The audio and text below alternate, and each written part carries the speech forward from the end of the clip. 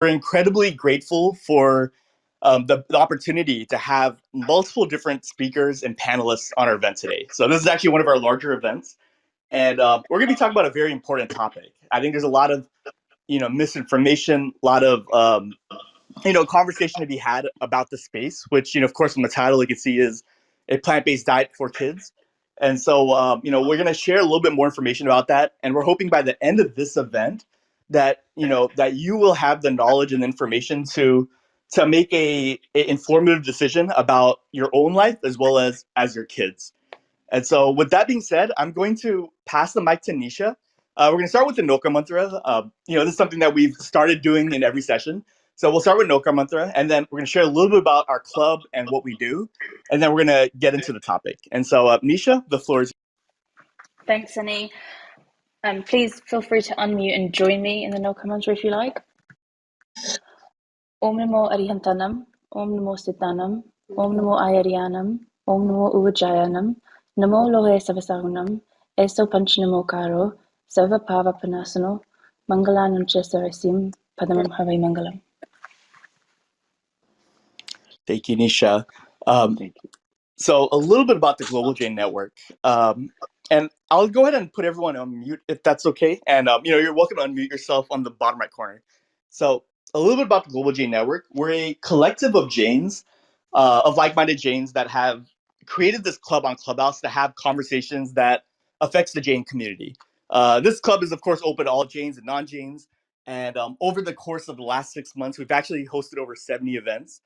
Some of these events have been, social and lifestyle based, such as this one. Some of our events have been professional and networking, such as introduction to crypto to currency, Jains in marketing, Jains in finance.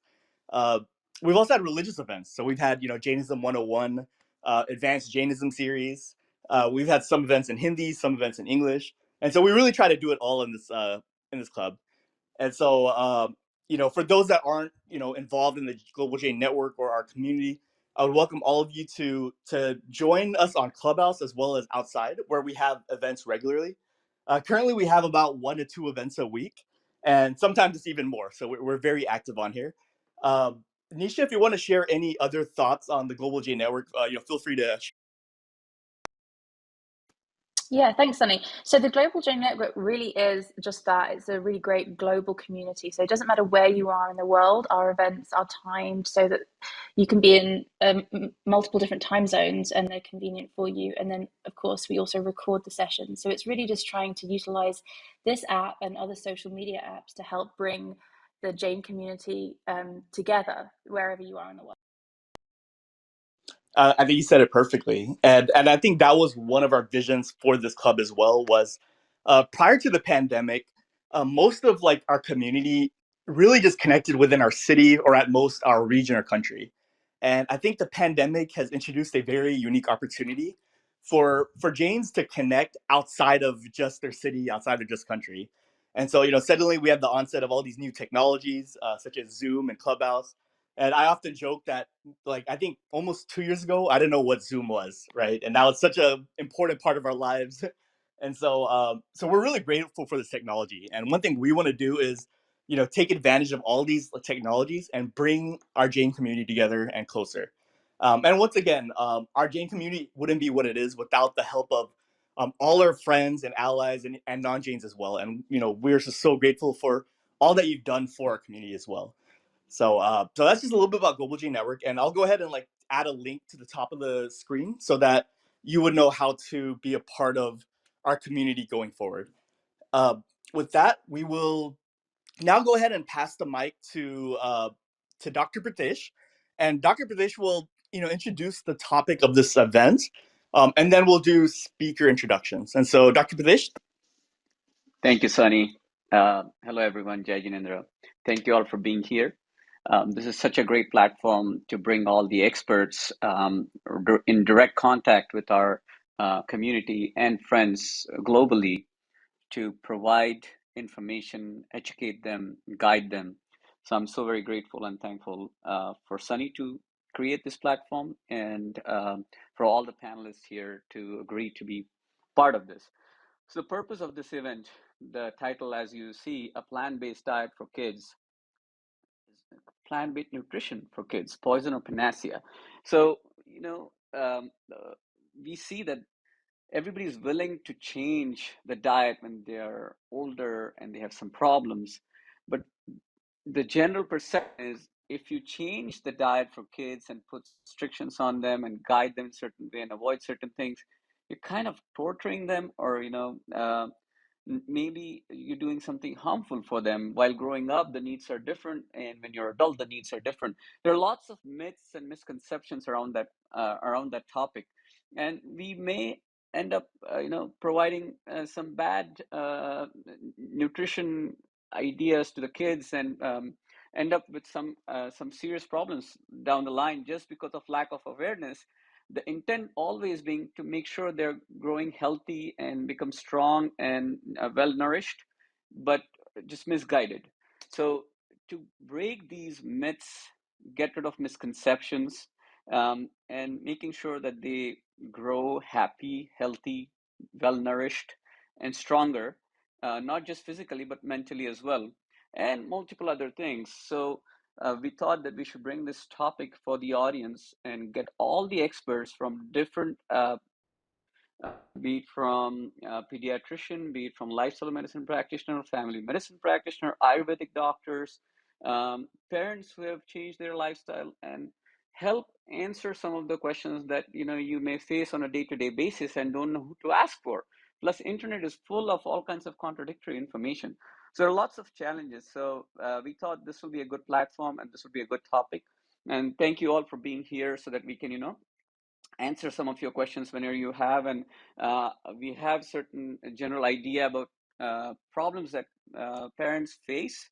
And so we'll kind of raise those topics here and discuss what's the right approach and how do we solve those challenges and problems. So that's the whole purpose of this event. Sunny, if you have anything additional to add, please feel free to. And I'll let you take over from here. Absolutely. No, Dr. Dish, I think you explained that wonderfully. And our goal was to really break down this information, which I know personally, if I go to two websites, I would see different information. And I think for the average, consumer, the average person, it's very tricky to really trust what you're seeing and really, trying to understand what is best for our children, right, and our family. And so I think you did a great point. I think it would also be great to kind of describe what a plant-based diet actually entails and why are people even pursuing such a diet. And so, I'll pass the mic to Nisha if you want to share a few words about maybe the definition and maybe a few reasons why people. Sure, thank you, Sunny. And so when it comes to plant-based is a little bit different from veganism, but the two are very closely linked in the sense that you're getting all your nutrition from plant-based food.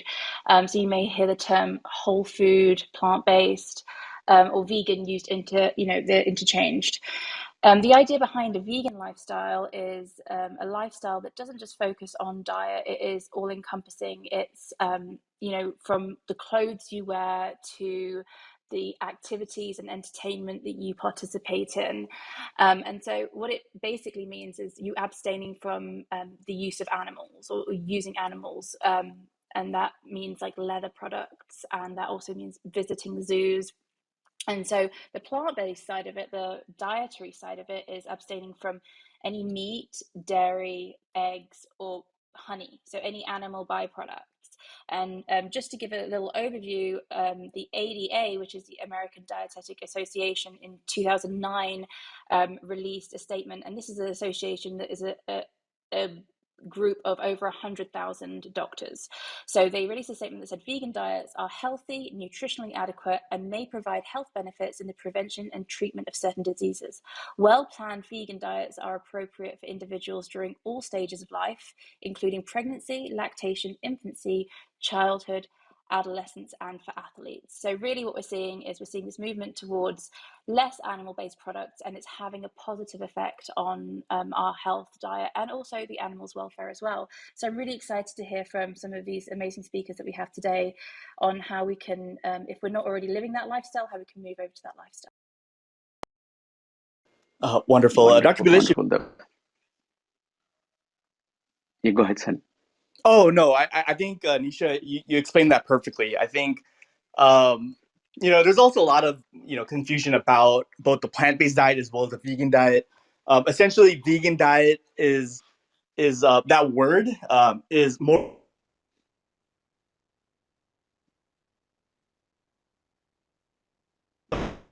that many I think you're people breaking are. up, Sunny. Yes. I think we lost you for a little bit. You were breaking up for a Oh, little okay. bit. My apologies. Are you able to hear me now? Yes, we can hear you. Okay, okay. Essentially, what I was saying is, oftentimes in the food space, vegan and plant-based are used synonymously. The word vegan is more related to animal welfare, and like Nisha said, this is both within the foods we eat as well as the clothes that we wear, the events that we support, and so it's kind of a lifestyle that's a little bit broader than just the idea of food. However, within the space of animal welfare and a vegan lifestyle, people are starting to become introduced to this lifestyle through the health space as well as the environmental space. And so, like Nisha said, there's many, reasons and ideas people have for which they will transition to a vegan diet or a plant-based diet. And for environmental reasons, those that are that further learn about the impact that the animal agriculture industry has on our planet and our environment. Many people are actually transitioning to non-animal products because of that as well. And so, just want to give you like a overall, introduction of both the plant-based diet as well as the vegan diet before we go further into this topic. And so now, what we can do is I'll pass the mic to Dr. Pradesh, and if you want to, maybe we can introduce all the speakers, and then we can get into the topic itself. Uh, Certainly, yes. Yeah. Excellent summary and explanation of the overall idea of veganism and what vegan lifestyle entails. And certainly the health part is very important, especially when it comes to parents. Um, Parents are willing to do anything to ensure the kids' health is maintained, they become stronger, smarter, healthier. And so we're going to focus on that topic today within the bigger topic of veganism. So we've got a great list of panelists here, amazing speakers, and they've all voluntarily agreed to be part of this conversation. They all have this amazing experience they're going to share with us. So let's go around the group and start with the introduction of everyone on the panel. If you could give your brief introduction with your credentials and the relevance to the topic. Um, I think I'll start with our pediatrician from Canada, Dr. Muthuraman Mayappan. If you would like to introduce yourself briefly and um, talk about um, the relevance to the topic, and then we can go around the panelist list and introduce others. If Dr. Mayappan, if you could unmute yourself.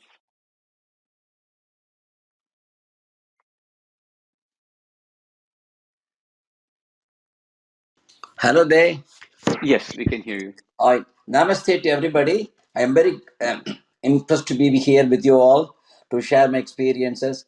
I am Dr. Mayappan, working as an assistant prof in pediatrics in Newfoundland, Canada. I have international pediatric experience over 40 years in various places such as India, UK, Australia, New Zealand, and currently in Canada. I have a great interest in plant-based food, and I'm encouraging to my patients. I have to narrate a little story. I was introduced to plant-based diet by my fellow colleague who's working along with me in my town, Arjun and Shobha Raipuri. They were both board certified. And my wife was very much instrumental to me. That's the way I came into the picture. And we are very much impressed about this vegan diet or a plant-based diet. And when I was in India, I made a project study to eradicate a global eradication of poliomyelitis. I did a pilot research study there, which was accepted and it was globally practiced. And WHO was recommended. In all the third world countries, they give zero dose polio, neonatal polio, following the birth of the child. So I'm very happy to be here and share my great experiences with you all. Thank you. Thank you so much, Dr. May, for telling us about your background, your interest in this topic, and how you see that in your practice. Um, Going around, Dr. Ami Mehta, she's a family medicine practitioner from Chicago. Could you introduce yourself, please? Hi, everybody. My name is Ami Mehta. I'm a family medicine physician. I also practice obesity medicine and lifestyle medicine. I am from Chicago, and I'm really excited to be here and share all my experiences that I've seen so far during my practice. And I see all ages. And all, from pediatrics to adults and geriatric patients. So I feel that it's a good opportunity for me as a physician to look at how the health transforms at different ages. So looking forward to share experience with all you guys. Thank you, Ami, so much for being here and giving us that perspective of a family medicine practitioner who sees pregnant moms, kids, adolescents, and adults up until being geriatric. So, giving a good broad perspective. Dr. Mayappan focusing on pediatric perspective. Dr. Ami focusing on the entire from before being born, from being pregnancy all the way till the old age. Moving around into the panel list. Kumar Rastogi, would you mind introducing yourself to the group? Sure. Thank you, Pradesh. Hello and Jai Jinendra, everyone. I am Kumar Rastogi. I am a whole food plant-based nutritional lifestyle health coach. I am a graduate of plant-based nutrition certificate program from Cornell University. I have founded my website namastearogya.com, where I, along with my husband, Dr. Amit Rastogi, periodically conduct online workshops on weight loss and chronic disease management. It is my absolute pleasure to be here today on this platform. Thank you. Thank you so much, Komalji. I mean, you're doing such a wonderful job and for free, giving so much of your time to the community and helping people transform their lives. So thank you so much to you, your husband, that has transformed people's lives, and you, your work. Thank you so much for your vast experience globally, treating patients all across and transforming their lives. It's going to help our audience here. So thank you. Then I would like to introduce if Andrika, she's our physician. Andrika, could you please go ahead and introduce the group?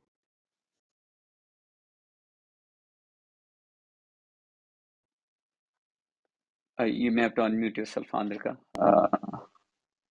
Hi, everyone. How are you all doing? Can you hear me? Yes, we can hear you. Yeah. Thank you. I'm Andrika Kundeti. I'm from Richmond, Virginia. I have studied Ayurveda in India, which is a 5.5 years degree program, including 1 year internship in the Ayurvedic hospitals. Graduated from NTR University of Health Sciences, Vijayawada. I had my own clinic in Hyderabad, but after moving to US, I have studied nutrition and I was certified as a nutritional consultant. I also went to Massage Institute and became a licensed massage therapist, focusing on Ayurvedic massages. And I also studied yoga in India, RYT 500, which is a registered advanced yoga teacher with the Yoga Alliance. And I do encourage and teach my clients about plant-based diet a lot. And I'm very happy to be here to share my experience. Thank you.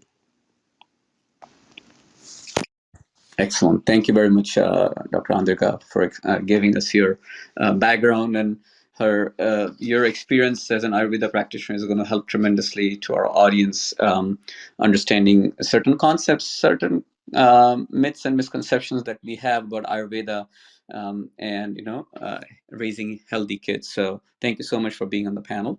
Going around. Nisha, would you like to introduce yourself to the audience, please? Yeah, thank you, Jai Jinendra. I'm really honoured to be on this panel with so many really wonderful and educated people. I am currently vegan, and I've been vegan for the last 2.5 years, and I'm raising my daughter, who is almost 2, as a vegan. So a lot of my knowledge comes from self-taught. I've read a lot just in the process of raising my daughter, and I've done a lot of reading and the experience part of it. So actually making the change, which at first seemed intimidating, and even was it even possible that I could make this change, that I could even do this? And what I found to be is, after the initial, I would say, 2-week period of like learning and adapting and finding alternatives, it's like one of the easiest things. So I'm excited to learn more from everyone, and also share some of that I've experienced in the last 2.5 years. Thank you, Nisha. Being a vegan mom and actually practicing what we are preaching, and facing the challenges and overcoming them to ensure you follow a compassionate and healthy lifestyle for your kids and for yourself. That experience is going to be tremendously helpful to our panelists. And you being a TV writer, you have a different perspective on things, and you understand how the media works, and that perspective will help as well, because there's always a lot of misinformation out there. You see contradictory viewpoints. So thank you for being here and bringing your experience to our audience. Moving forward, Bijal, can you please go ahead and introduce yourself? She's our vegan mom as well. Hi everybody, I'm Bijal. I'm a Jain vegan mom. I have 2 kids, one a 16 months old who is born vegan, and a 7-year-old. So Jain means we do not eat any root vegetables and no dairy or animal products. We are vegan from almost 3 years now. And so we became vegan because of compassion, and then we started realizing health benefits as well. And in fact, when I was nursing my baby, I had a continuous thought that, it is so inhuman to take away milk from a calf, and think about somebody taking away milk from you, which you wanted to nurse to your baby. So, you have also had to keep the cow pregnant all the time. And coming back to health benefits, my husband is a type 1 diabetic, and after becoming vegan, we realized that his insulin intake has reduced considerably, and he's doing much better. Thank you. That is incredible, Bijal. Thank you so much for sharing that. I really appreciate that. And of course, we'll learn a lot more from you about how you're practicing and what are the changes you've experienced as we go forward when we start discussing further. Prerit, could you go ahead and introduce yourself to the group? He's our vegan dad and a very learned person, Jain scholar. Please go ahead and introduce yourself.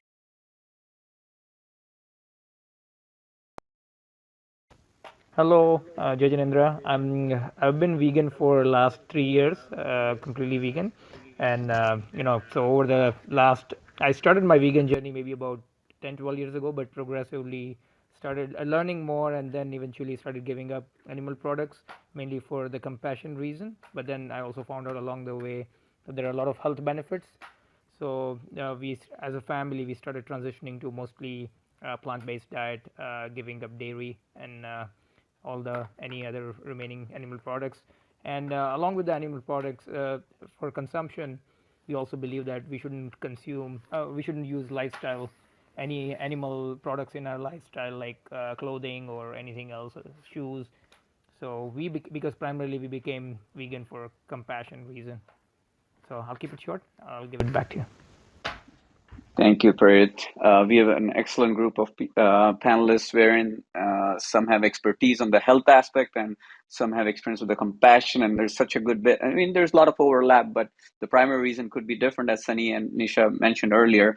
Sunny, do you want to go ahead and introduce yourself, and then I'll introduce myself, and we'll get right into the discussion part of the topic.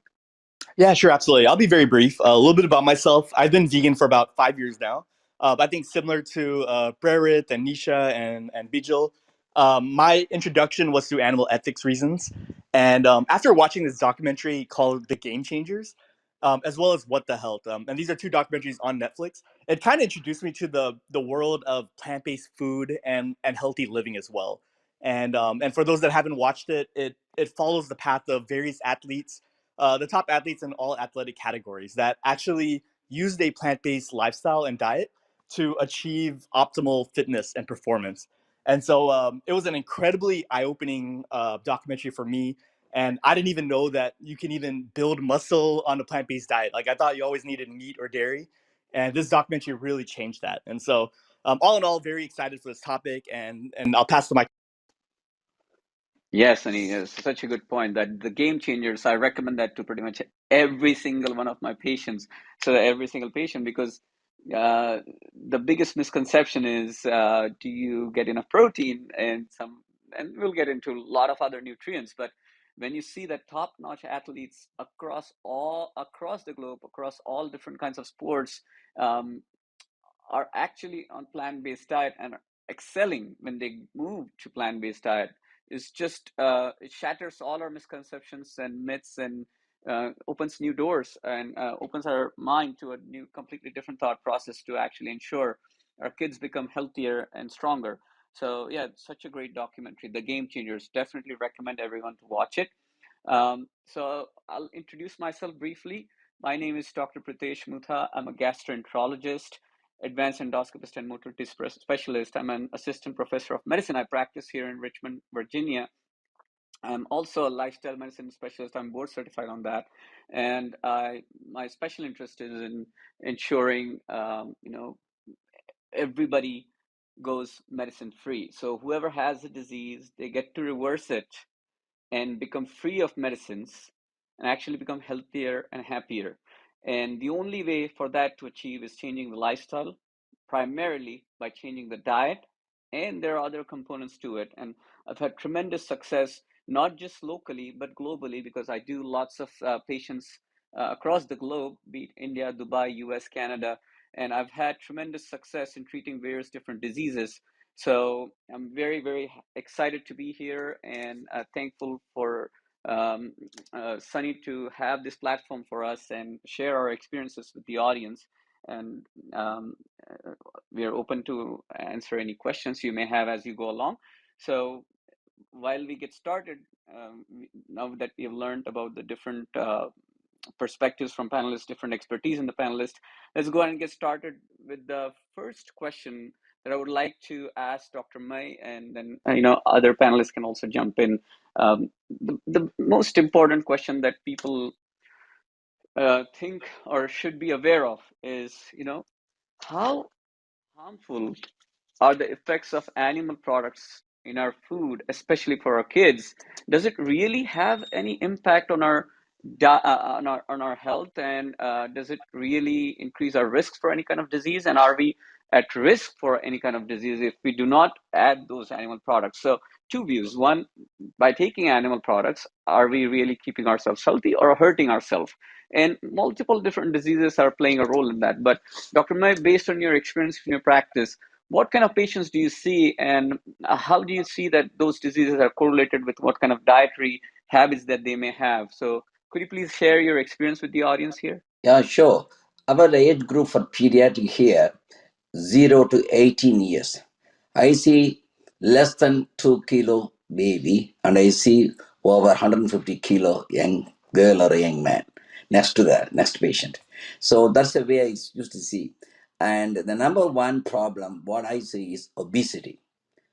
And it results from taking high saturated lipids and a lot of plenty of dairy products.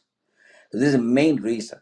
They present to us often. Every second or third patient I see, morbid obesity. And the second problem, allergies and eczema, skin conditions, which is also quite rampant here, which is again related to animal-based products. Gastroesophageal reflux disorder, which is also quite common, and we put them, many children on medication. We do address that problem then and there. Number 4, constipation. And everybody knew that's a perennial problem from young age to the old age because of the improper fiber diet on the daily basis. The animal food have zero fiber, whereas the plant-based food has got all fiber you need. The veggie intake, fruits intake, nuts intake, seed intake are all very, very less, which are very rich in nutrition. Number 5, gallstones, which is second to cholesterol, high lipid content, which is quite common. Those days we used to say over fat 40 female. Now is not the case. As we see, the literature turns the pages. Children, late teenagers do have gallstones. Even I have a couple of patients with the gallstones, a fatty girl, and we are sorting it out. Then tooth problem, with the dairy products, the milk products, chocolates, and carbonated drinks, they cause a lot of problem. And when the child starts at smile, they have problem because they love the chocolates and they go to all the fast food shops and they get everything. So that's another villain. And early puberty is another headache, which happens now. Thereby, there are a lot of attended complications on that one. So all these things are boiled to the high saturated lipids in the animal food, and the dairy product which changes the microbiomes, the toxins, chemicals, and less fiber. All these constitutes the harmful effect of on the children. Thereby, the family is always done with investigations, medications, and this causes enormous tension in the family. Even the family separation, many things are happening. So this all can be avoided, and by using food as a medicine, and prevention is better than cure. Thank you. Excellent point, Dr. Mayappan. As the saying goes, if you have a healthy diet, you don't need medicine, and if you have a or junk diet, medicines don't work. So it's such a simple concept, but yet very people have misconceptions.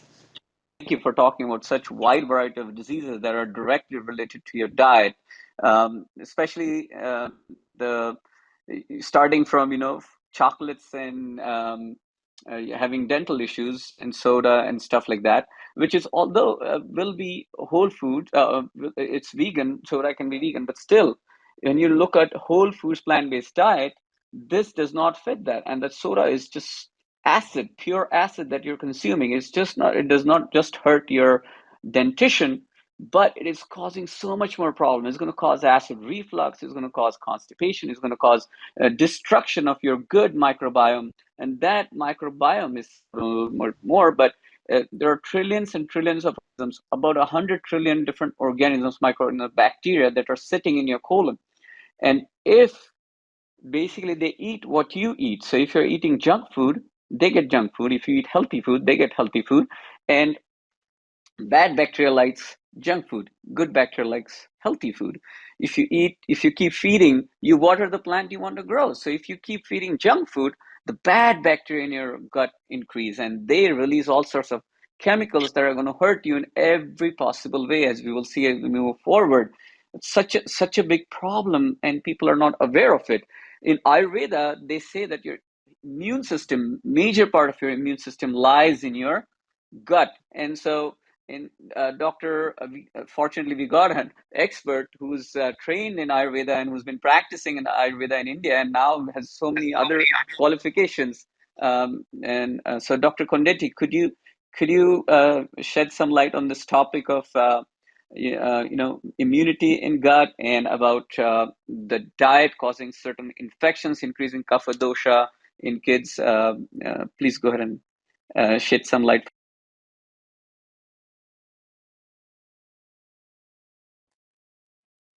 You may have to unmute, Andrika. You're still muted. Yes. Yeah, definitely, yes.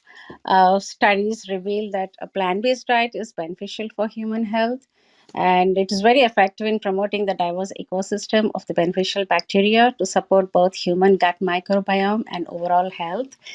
And as we know, in Ayurveda, we have these three energies that is we are composed of, right? If you have heard of Vata, Pitta, and Kapha doshas, where Vata dosha is the kinetic energy with the principles of air and space elements in our body, and Pitta dosha is thermal energy with principles of fire elements, and Kapha is the potential energy with the principle of earth and water elements. So Kapha dosha is all about building up your the structure, the form, and also lubrication. So what happens is when the kids are fed with milk and milk products, um, you know what is happening, there is excessively increase in kapha dosha, Like I said, kapha is all about, lubrication. So it increases more mucus in the nasal passages, in the digestive system. So it increases the congestion in the nose, in the body, and it actually affects the health. And it leads to cough, cold, respiratory tract infections, and that further again leads to ear infections, itching, allergies, you name it, eczema. So these are all the problems that I see in my practice when kids as young as 4 weeks uh, of birth and up to 5 years. It's just increasingly becoming common because I can directly, confidently say that it's directly related to the consuming more of milk and milk products. How powerful is that, Dr. Kundati? You're saying, mean, at age 4 weeks onwards, by increasing or having milk in your diet, you end up with ear infection, runny nose, all kinds of sore throat. And we kind of think that, oh, I got this infection because of the other kids in the daycare or school. But we forget this crucial element of your own immune system. So if your immune system is strong, you can fight off these infections, and you're able to stay away from doctors and medicines which are going to affect it's going to affect your gut microbiome and your health affected because of the side effects. So just changing your diet, getting rid of dairy, decreases the risk of ear infections. I've seen so many patients, so many moms who are struggling because their kids get infection after infection, antibiotics course after antibiotics course. And there are other doctors in this country who are practicing who gave up their allopathy practice to start practicing Ayurveda when they learned that their daughters are getting infection, their kids are getting infection, and all the doctors that we have in allopathy is what we can offer is antibiotics, and many times it's viral and antibiotics even don't work, and still the cycle continues. There's nothing to be done to prevent it. We just say that, oh, you go to daycare, it's going to happen, and that's the end of it. But you mentioned that so very well, that kapha dosha increases and causes all sorts of infections. So just getting rid of dairy, if your kid is struggling with infections, upper respiratory tract infections all the time, allergies, runny nose, ear infections, this is something you should definitely get rid of from your diet. And it just doesn't apply for kids; it applies for adults too. Actually, surprisingly, or not surprisingly, but just something new for a lot of people who don't know. Just by changing your diet, you improve your immune system, you make yourself less vulnerable, and over the period of time, you realize you don't have these infections anymore. It's just as simple as changing your diet. So very, very good point, Dr. Kondetti. Dr. Ami, do you have anything to add on this point, that how the diet in young age, how does that influence when they get older, in their teenage, when they're in 20s and 30s, and what do you see in your practice? Sure. So as I mentioned earlier, like it's really wonderful to see different patients at different ages because you see how things change. And over time, like if you as what Dr. May mentioned, like the kind of diseases that are seen in earlier age, these were more common in adults before, and now a lot of patients who are younger are getting diabetic, pre-diabetic. People have fatty liver, a lot of like asthma, and self-esteem issues indirectly related to obesity or like anxiety, depression. A lot of these symptoms are present in kids and adolescents. Now these they just if things are not corrected at the right time, this just gets worse. So for example, people who have diabetes, if they are not looking at their diet, watching their diet, they are going to be on medications, and that's just going to keep getting worse and worse and worse because the main cause of diet or the exercise are not changed. Most of the things also are, if we say it's not just from childhood, things also start during pregnancy, because when kids are in when the baby is in utero, a lot of changes happen in the mother's body. So if the mother's health is not good, if the mother is obese or she has poor diet, she has high risk of getting preeclampsia or gestational diabetes and like breathing difficulties, etc. And studies have shown that if mothers health is not good, then babies born to these mothers can have increased risk of like birth defects, like heart defects or neural tube defects. A lot of patients of a lot of babies born to obese mothers are at high risk of getting obesity and diabetes at an earlier age, and that just kind of just gets worse and worse and worse over time if this is still not addressed. A lot also if you've heard about epigenetics, um, it's a very important field where we all know about genetics as to how hereditary materials transfer from the parent to the kids.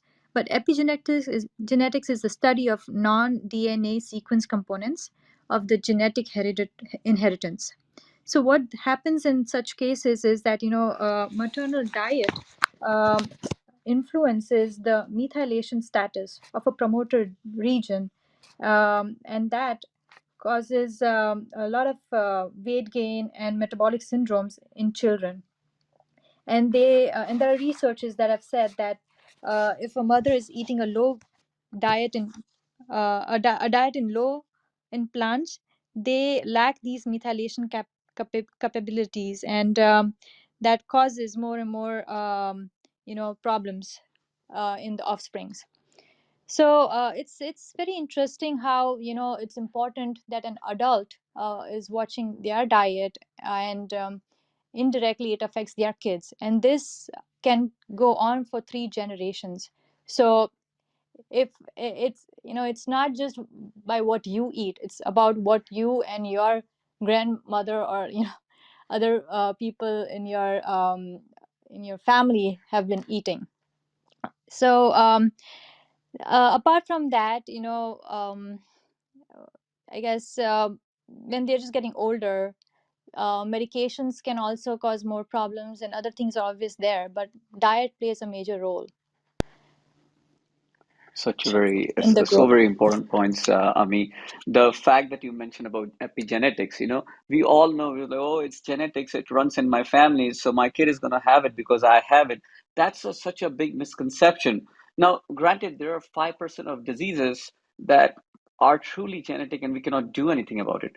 But the rest of the diseases are not really dictatorial genes. These genes are like a committee of members who suggest certain things, like if you have this, then you may end up, if you eat this kind of food, then you may end up with this kind of disease. It's like you can have a loaded gun. It's a nice example that they give. You can have a loaded gun, and that's your genetics. But the trigger is the epigenetics. If you don't have proper healthy lifestyle, proper healthy diet, then that bad diet is the trigger for the genes to act. So you just having genetics does not mean, bad genes does not mean you're going to have the disease. It's still complete. About 90% of the time, it's in your hands that you can change the diet, change the lifestyle, and never ever these genes will show up any kind of bad effect for you. And another important point that Ami you mentioned is you can you end up having the disease because of the poor lifestyle, but it doesn't end there. You take the medicines for that disease and it actually worsens things because you end up with side effects, and for that you take another medicine and that causes another side effect, then you end up in the hospital because of the complication, and the cycle just gets worse and worse. And mind you, majority of the medicines are not curative.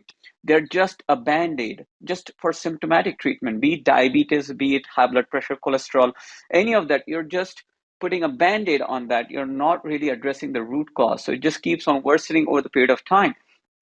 So very important, and the effects pass on for generations. So it's so very crucial that we take the matters in our hand and start changing our diet, start addressing these problems, so that not only we help ourselves but our next generation and the generation after. Now, one of the important factor that we forget many a times is the hormonal effect. The diet that you eat, as in, mother cow giving milk, right? So she gives milk because she has certain hormones in her body. These hormones get transmitted into the milk and it gets concentrated if you're having cheese. These hormones, major hormone is estrogen. And estrogen will give you all sorts of problems. It will cause inflammation in your body. It will make you nauseated, have reflux, your motility, your gut will slow down. It will change the microbiome.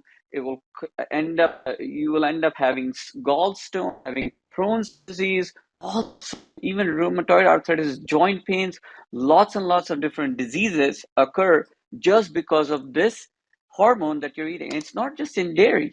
You see that in fish, you see that in meat, you see that in eggs, very high concentration of estrogen. Now you may wonder, oh, so sugar is fine, right? No, when you eat sugar, refined sugar, not the natural sugar that's present in fruits, then refined sugar will trigger insulin level. Insulin is the hormone everybody knows that our pancreas secrete whenever you have you intake sugar. That's a normal thing. But somebody who has diabetes, they have to take additional insulin in there. This insulin, when you have higher insulin, when you have higher sugar, your body needs to process it. So more amount of insulin is secreted. And this insulin, what will end up resulting is it will trigger the cells in your body, be it fat cells, be it ovaries in females, but in males, the fat cells will increase the estrogen level. And this estrogen is going to come back to hurt you in every possible way.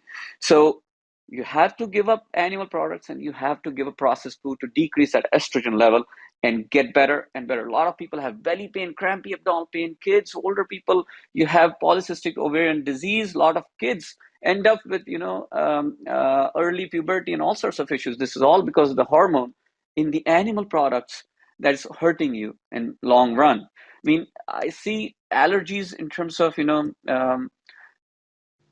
allergic esophagus, or we call it EOE, eosinophilic esophagitis. And if you don't know this term, that's a good thing because that means you don't have it. But a lot of people will have a lot of bad reflux disease, and they will even have difficulty swallowing. The food will get stuck. And generally, we see that in patients who are in their 20s. They have had this disease because for decades, or 2 or 3 decades, whatever their lifespan is, they've been taking a lot of dairy products and they develop allergy to it. Some people have allergy to meat, fish, um, eggs. So these are the common allergens that we see, and we have to educate them that you have to eliminate these products from your diet. There's another bad disease called as Crohn's disease. It's an inflammatory bowel disease, very bad disease, and we have found that those who have such poor diet, they end up with this disease which lasts a lifetime.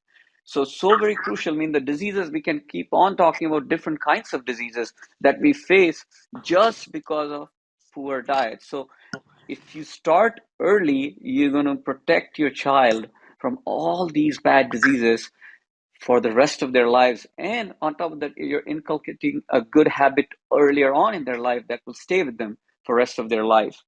Dr. May and Dr. Ami mentioned about the heart diseases. We see that patients in their 30s and 40s end up with severe heart disease nowadays, right? Some people actually die right away, that they have a heart attack and they die on the spot, or end up getting a bypass or stent placed in their heart. You'd be surprised to know that the streaks in your heart really start developing, these plaques or these fat deposition in heart vessels start deposition as early as age 9. Yes, you're not even 10 yet, and the fat starts depositing because such poor diet. So very important to understand and know these parts so that we can address. There's another important factor. Anybody, I think, Komalji, if you would like to talk about that, about addiction to cheese, if you have any experience on that front, if you would like to take that question. What do you think of cheese and how kids are getting addicted to it? Do you know, would you like to talk about that? Yeah, hi Pritesh. Yeah, that is a good question and actually a problematic one. I think it's not the cheese itself; it's the casein in the in the milk that causes the addiction. When a breastfeeding human mother, when we feed our baby and after the feed, when they go to sleep very peacefully, that is not mother's love. That is actually the casein working there. So I think that is partly responsible for the addiction. And this addiction, of course, as mentioned by Dr. Mayappan and Dr. Ami, these are not, the outcomes are not very good.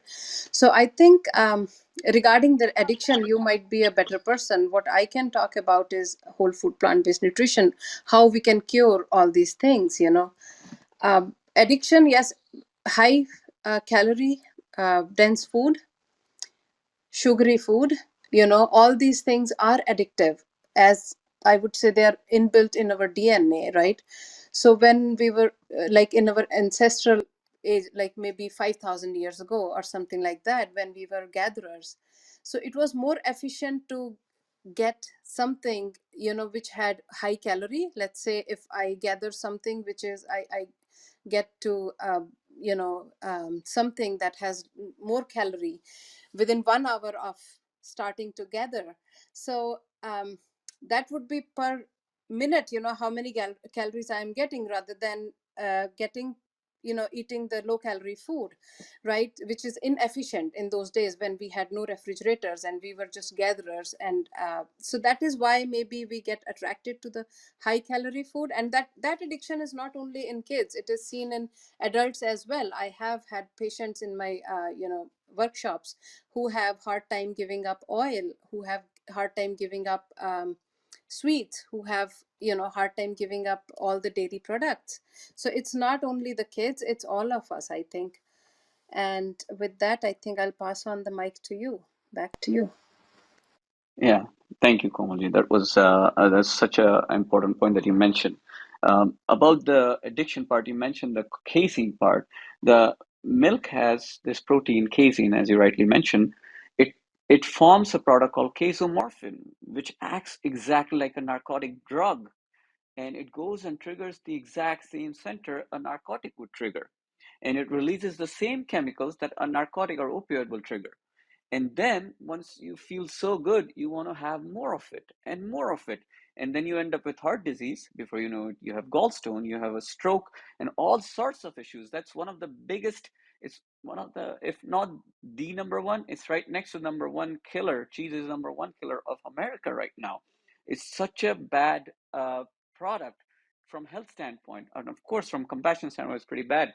But it's not only 80% fat, it's full of hormones, and it is bad fat on top of that.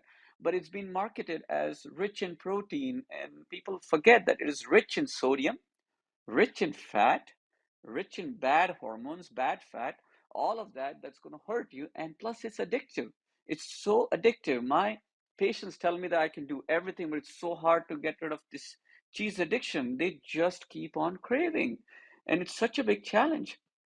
So I have to educate them that you can, slowly cut down other stuff, but with cheese, you just have to stop it. And maybe, it will be a tough period for a week or two, but by the end of 2 weeks, you're going to start realizing that you can actually stay away from cheese, and you'll start realizing the benefits that you have on your health just by avoiding such a toxin in your body.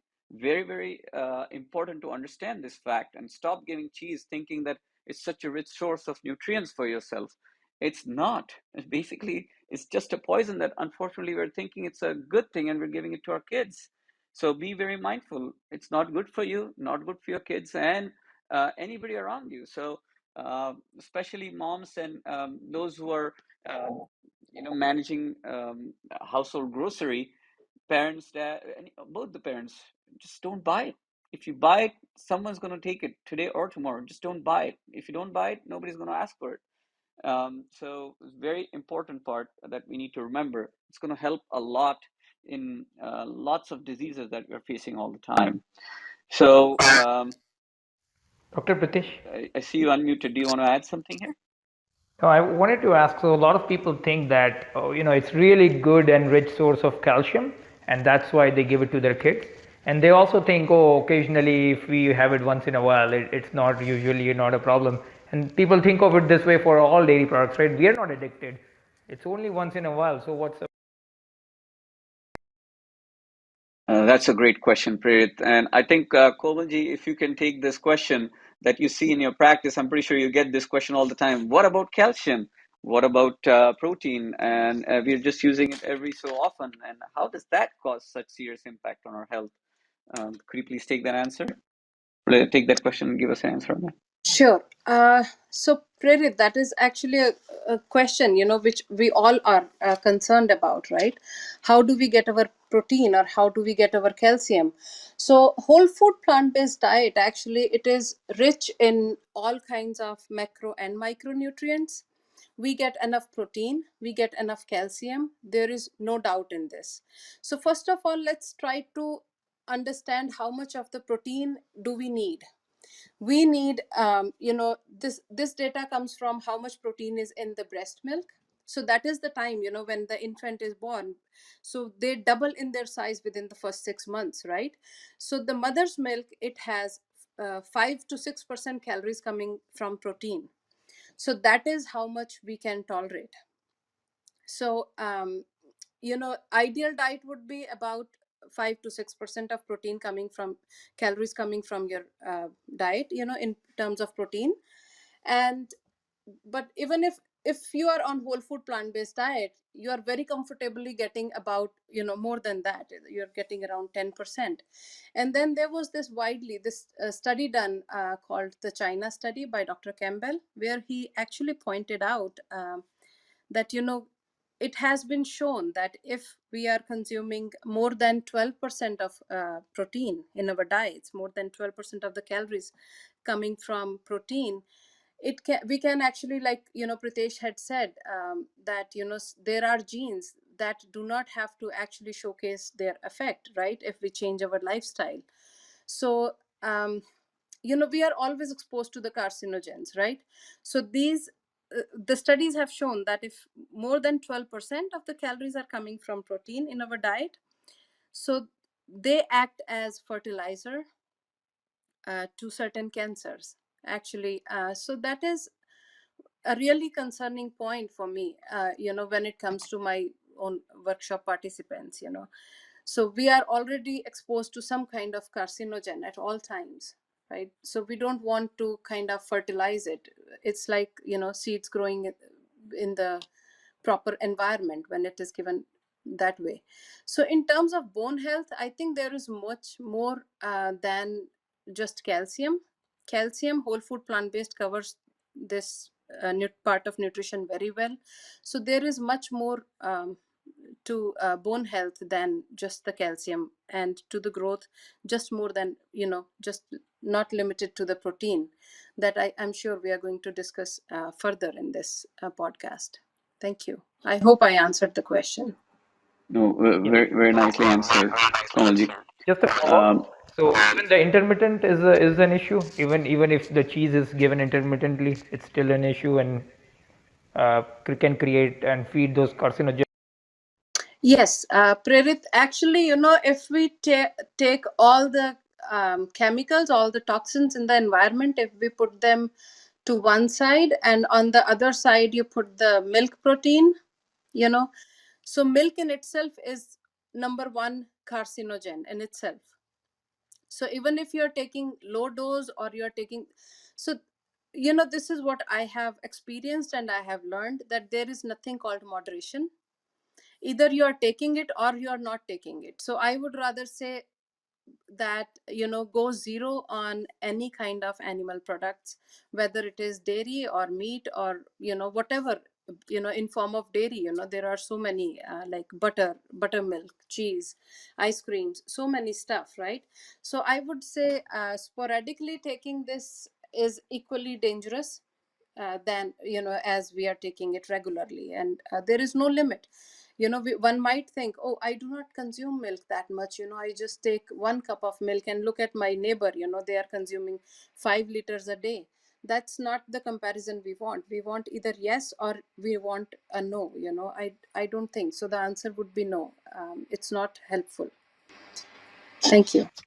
That's Thank you such so an much. important point. Even little bit is a problem, even little bit of cheese. So people, this such a good point, Komalji mentioned that people think, oh, in moderation, it's okay.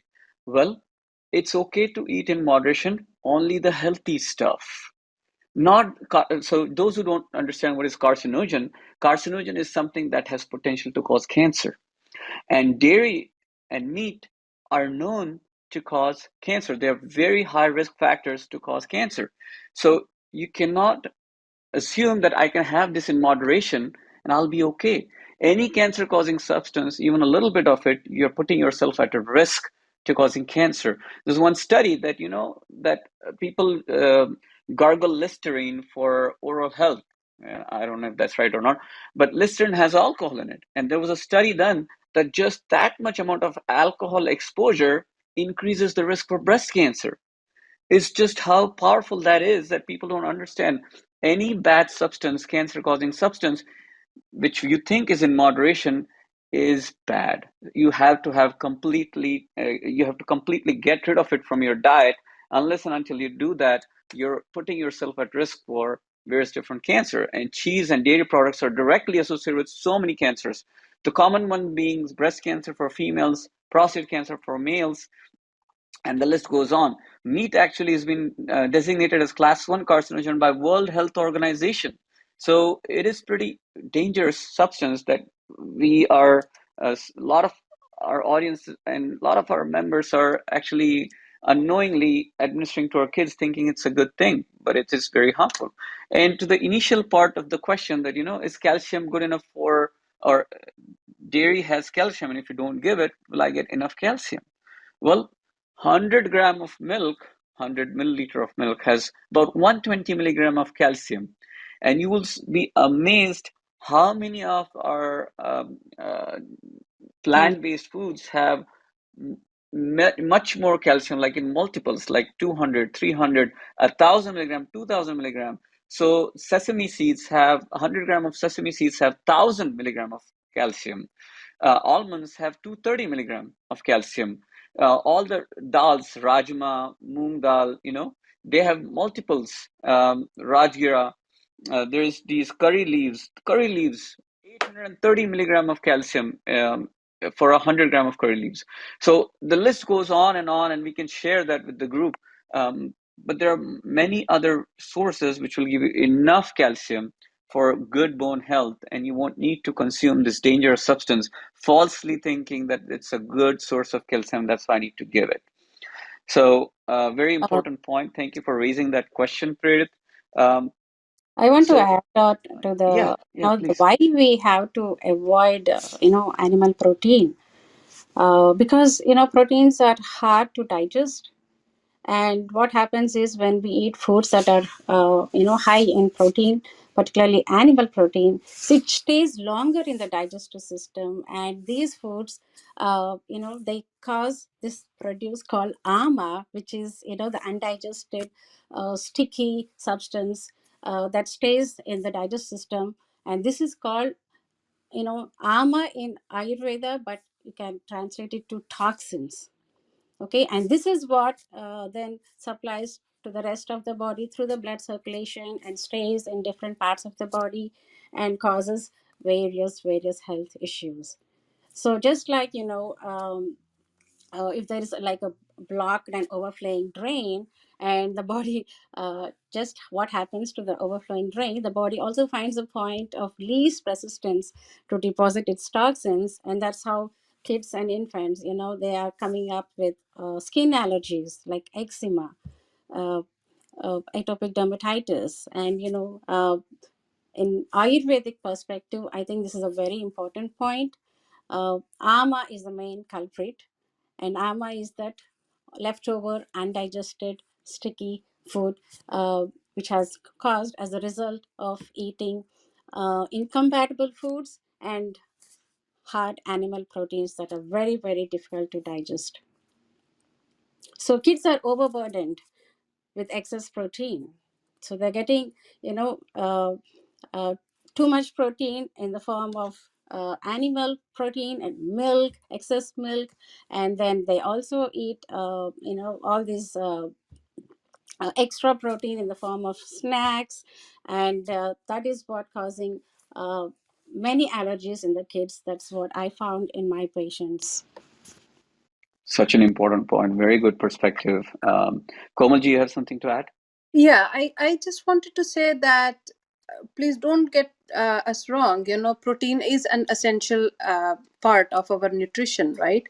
So actually, it's important what kind of protein we are adding to our dinner plates. So if it is plant-based, it comes with so many phytonutrients, so many, so much of fiber and other antioxidants, so many stuff, it comes into your body when you are switching to a plant-based protein source, as opposed to when we are going to the animal-based protein source, that, as Andrika also mentioned, it is too much for our kidneys to take, it is too much for our whole system to take.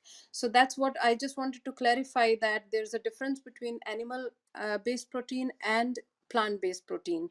So isolated protein is never recommended, even whether you are an athlete, whether you go to gyms, whether you work out or you don't work out. Please do not fall for the isolated protein powders on the shelves these days. So but instead of that, focus more on a whole food plant-based diet, which would be actually complete in its all the components, so it would be healthy on your kidneys and arteries and everything else. Thank you.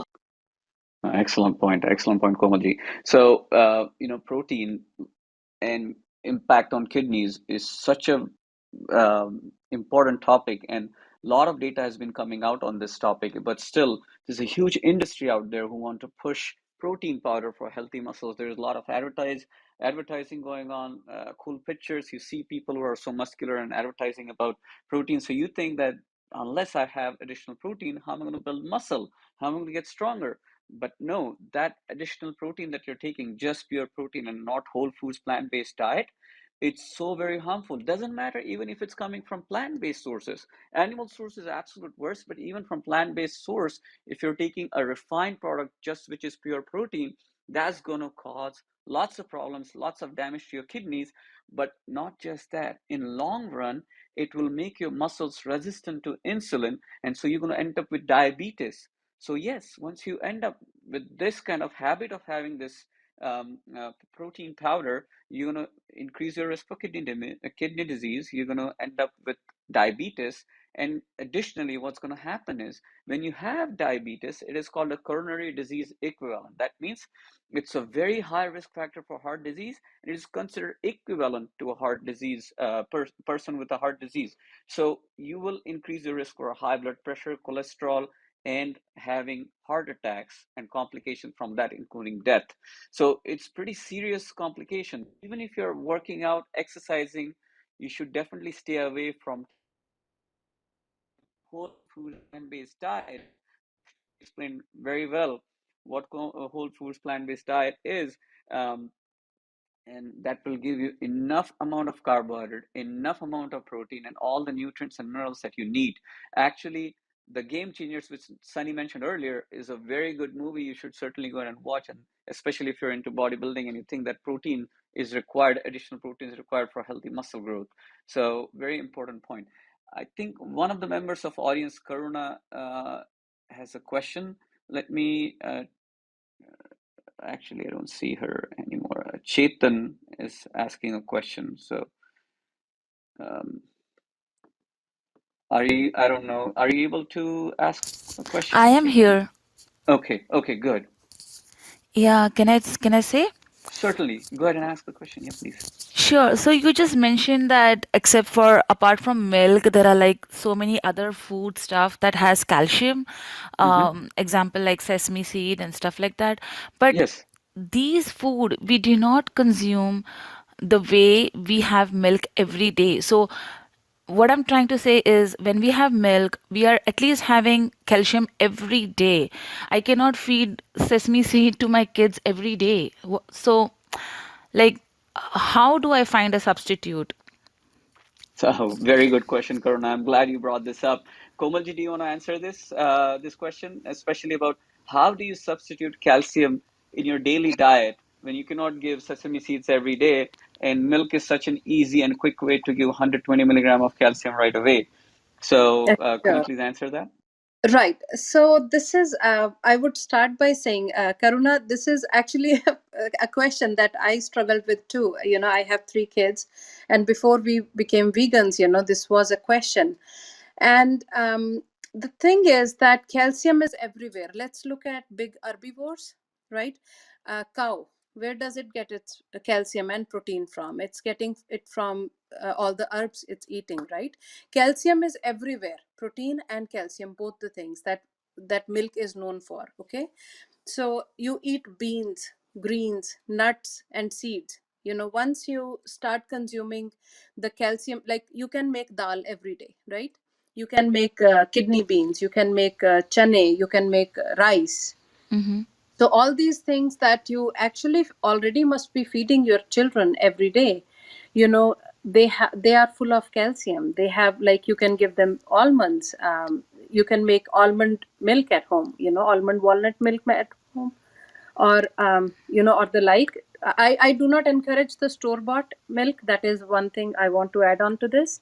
So you can make easily, you can substitute. And additionally, you might already be, if you look at their dinner plates, you might already be cooking them greens and all kinds of stuff, that is rich in calcium and protein, plant based, that is. So does it give the same amount of calcium like a milk will give, a glass Yes. of milk will give in a day? Yes, actually it is. So see, this is, I think I'll cover this question, like, what do you think? So most of us are concerned about the bone health, right? Yes. I mean, Right. because I have read about it. I do want to get into veganism, and I want to start with my kids first, because I think, for an adult to mold is more difficult than to mold a kid. So if my kids become vegan, it will be very easy for me to become vegan All and then right. convert my husband too. But my concern is about this, because when I read about it, I found that, when kids start veganism at a very young age, at an older age their bone density, and I mean they have some bone health problems basically. All right. So we will talk about the bone health now. Okay. So the thing is that whole food, first of all, there's a difference between vegan and, like, as Dr. Pritesh had mentioned before, candy can be vegan, uh, carbonated drinks can be vegan, lollipops can be vegan, right? French fries are vegan. So here I will talk about whole food plant-based diet. First of all, converting your kids, yes, you are right.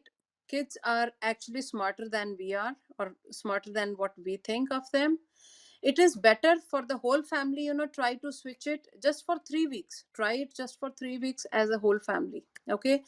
And regarding the bone health, whole food plant-based diet provides enough calcium for our kids' health. That is one point that you have to understand.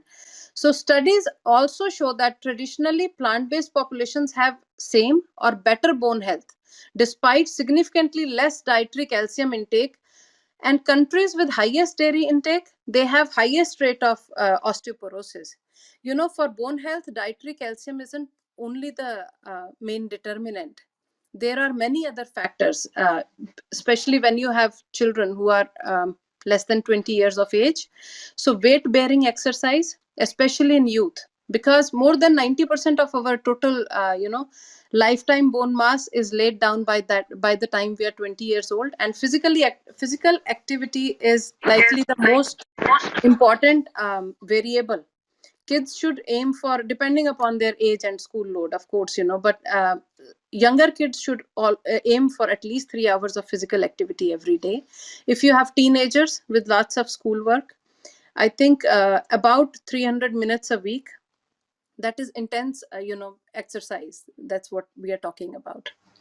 So another important factors include, adequate vitamin D intake, a low sodium diet, avoiding excess dietary protein, especially from animal sources, and a more alkaline diet, which actually we get from fruits and vegetables. So you don't have to, Karuna, you do not have to depend on dairy for, especially for bone health, or calcium. If I can add Okay. one thing, and thank you so much, Karuna, for the question, and thank you. We have a few other speakers that have have questions as well that we have brought to the stage.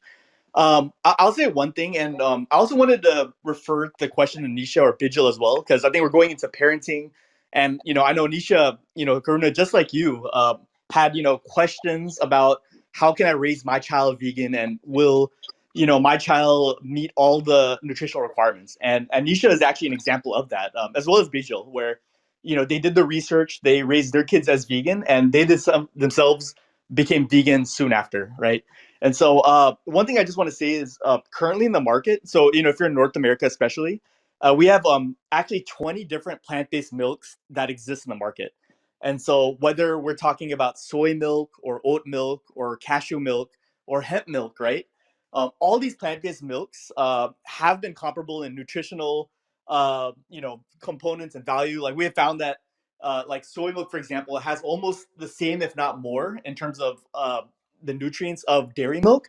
And just like dairy milk, all these milks are also fortified with nutrients, and so they have additional benefits as well. So even if you go to a grocery store right now, you can get oat milk that's fortified with calcium, fortified with vitamin D, and so all that information is, all that products are available.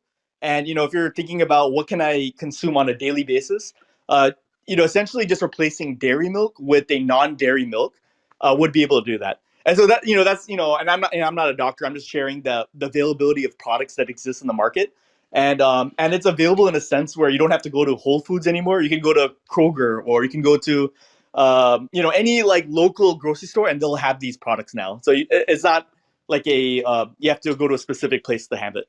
I did want to ask if go ahead.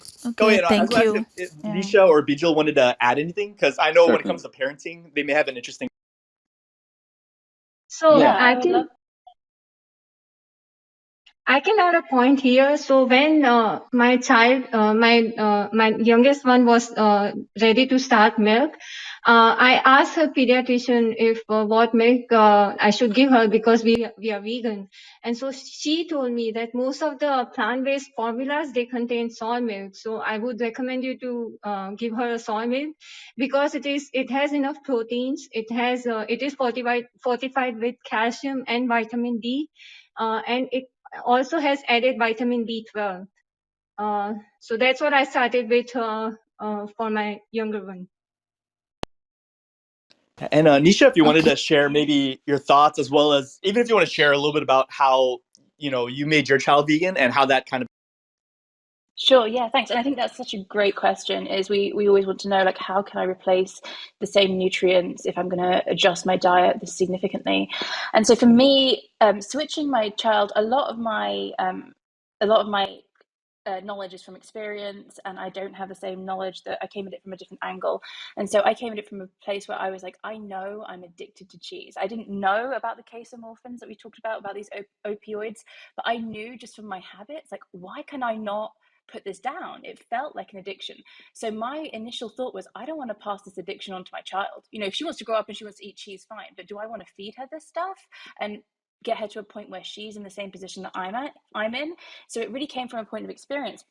And then I started researching and reading, like, how can I raise my child without dairy, without these animal products? And something that blew my mind, and I'm glad that I have doctors here on stage with me that you can tell me if I'm wrong in any of this, but I found out that high protein foods such as dairy, which we're told is beneficial for calcium, is actually the opposite. It has a detrimental effect on our body. So like Kamal mentioned about these countries with high dairy consumptions have the highest rate of osteoporosis. What happens is that the high protein in the dairy actually puts such a demand on the kidneys, which need to pull calcium from the body in order to neutralize the body because it's so acidic. And so actually it has the opposite effect. It's actually leaching calcium from our body, and it's not beneficial at all. And so that really blew my mind, because we're raised with, milk is a good source of calcium, and it actually seemed to be the opposite way around. Please correct me if any of that I've said is wrong.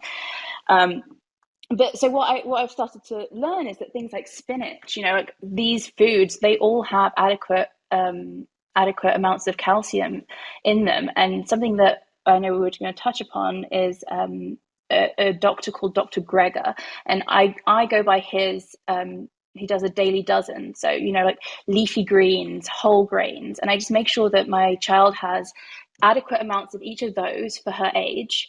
And it covers all those bases. And it gets to a point where at first I had to write it down to make sure I was getting it all right. And I think within 2 weeks of doing that, it was just intuitive and it was so easy. And there is that adjustment period where you do have to spend 2, maybe 3 weeks, just learning a little bit. But then after that, it becomes so simple.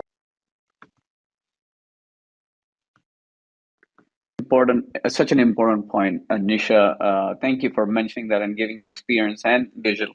So, Karuna, excellent question. And this point is important to learn and understand that giving more milk is actually hurting you more as opposed to helping you. And as Komalji mentioned, the other things that are so very important, that you make sure that they exercise properly, they go out and get some sun exposure at least 15 to 20 minutes a day, they get their vitamin D levels. And these are the things, making sure they get enough of other vitamins and nutrients, which are already inbuilt in whole foods plant-based diet, is what's going to truly help for the bone health. So And this whole foods plant-based diet concept is so very important to understand. The Nisha just mentioned Dr. Michael Greger. He has a good website that I recommend to all my patients.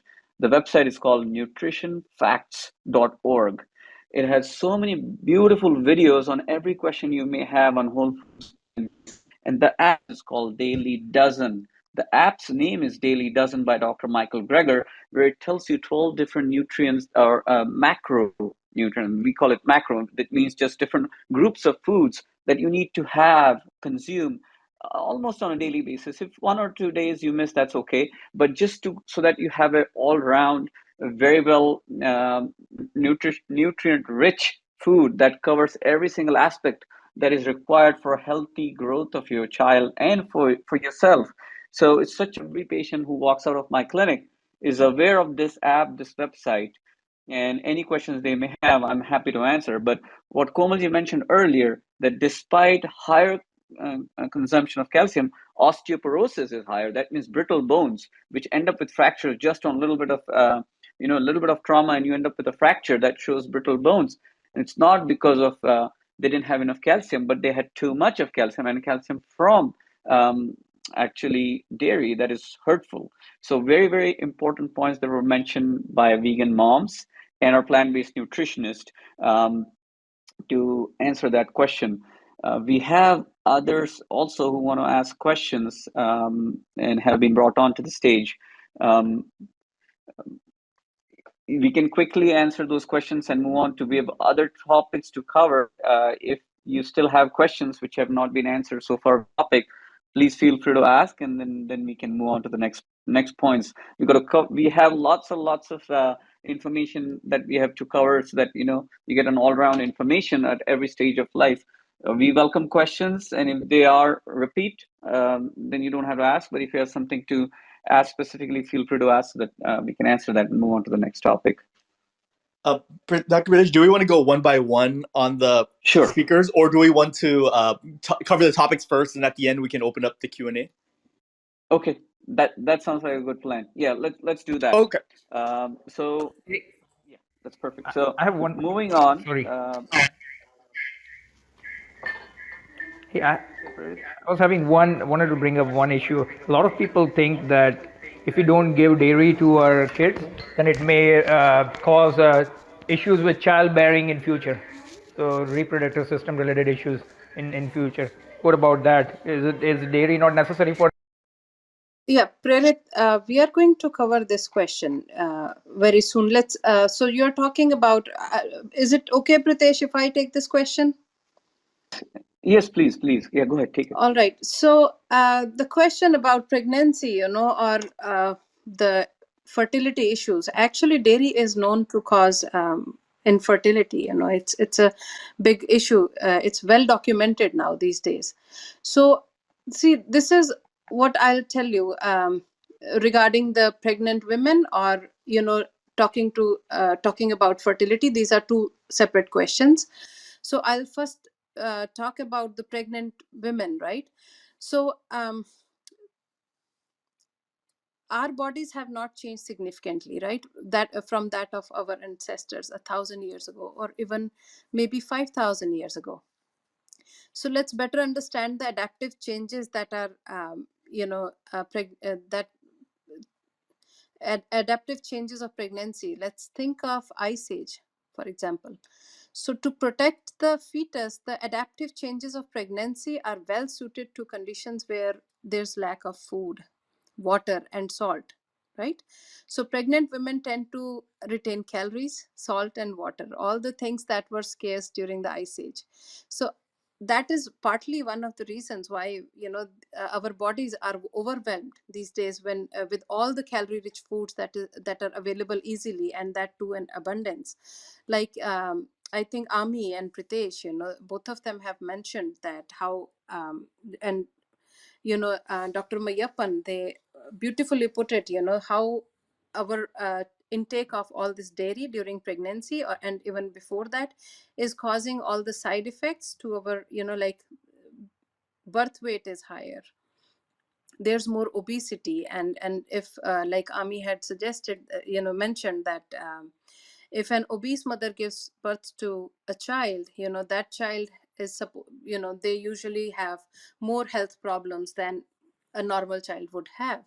So during pregnancy, like blood pressure needs to be under control. Chronic hypertension, it affects another 5%, at least 5% of all pregnancies, and it too can cause fetal growth restrictions, increased risk for premature birth, and C-section. So whole food plant-based nutrition is naturally low in sodium, hence good for blood pressure management. So that is one part, when it comes to pregnancy or actually trying to get pregnant.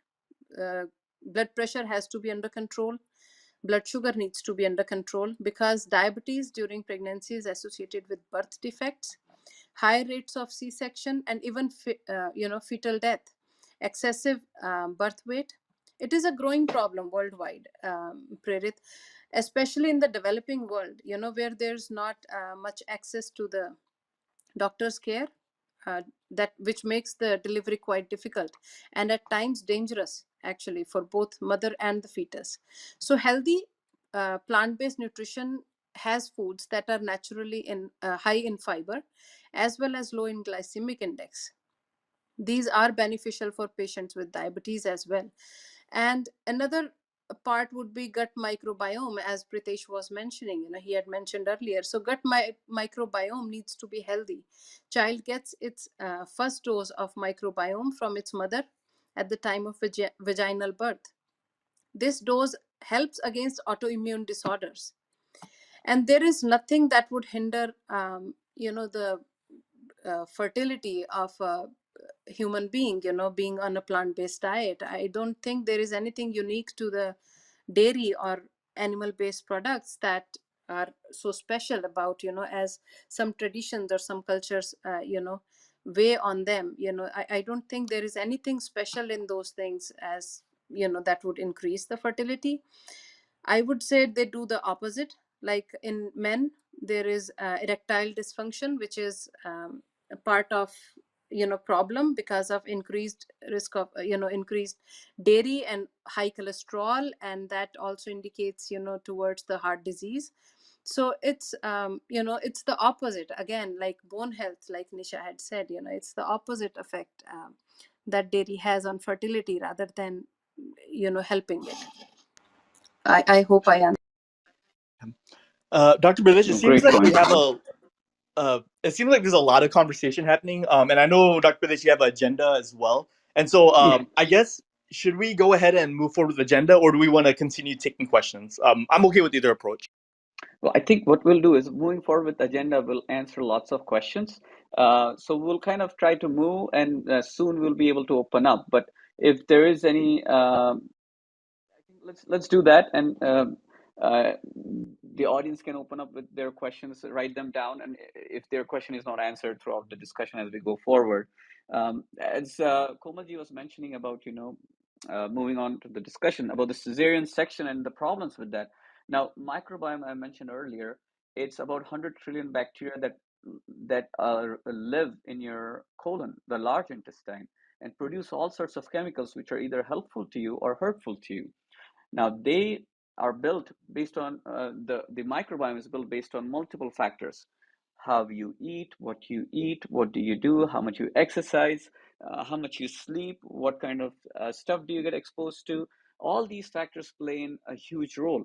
One of the factors that Komal, you mentioned is when during delivery, during childbirth, if the baby is delivered by a cesarean section, of course there are certain situations that where you have no option, but if the child is delivered by a cesarean sections, with the microbiome that is inoculated in the baby is different.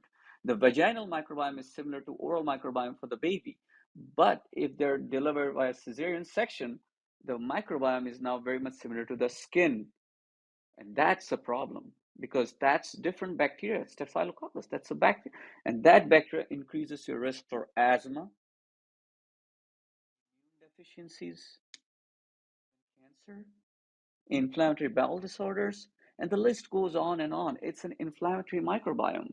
Now, there have been some experiments where the baby was smeared with a vaginal microbiome after the cesarean section just to inoculate in ration.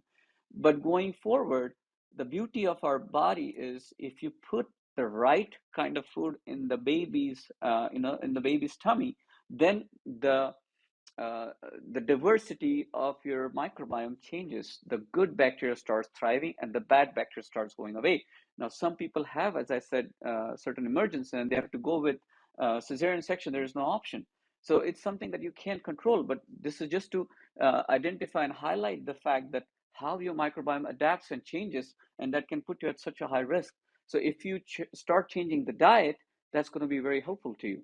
Now, cesarean section could be sometimes you end up with that kind of decision because of the poor diet in the mom. So what Komalji mentioned is if you in pregnant women, your likelihood of ending up with such complications is going to be much lower.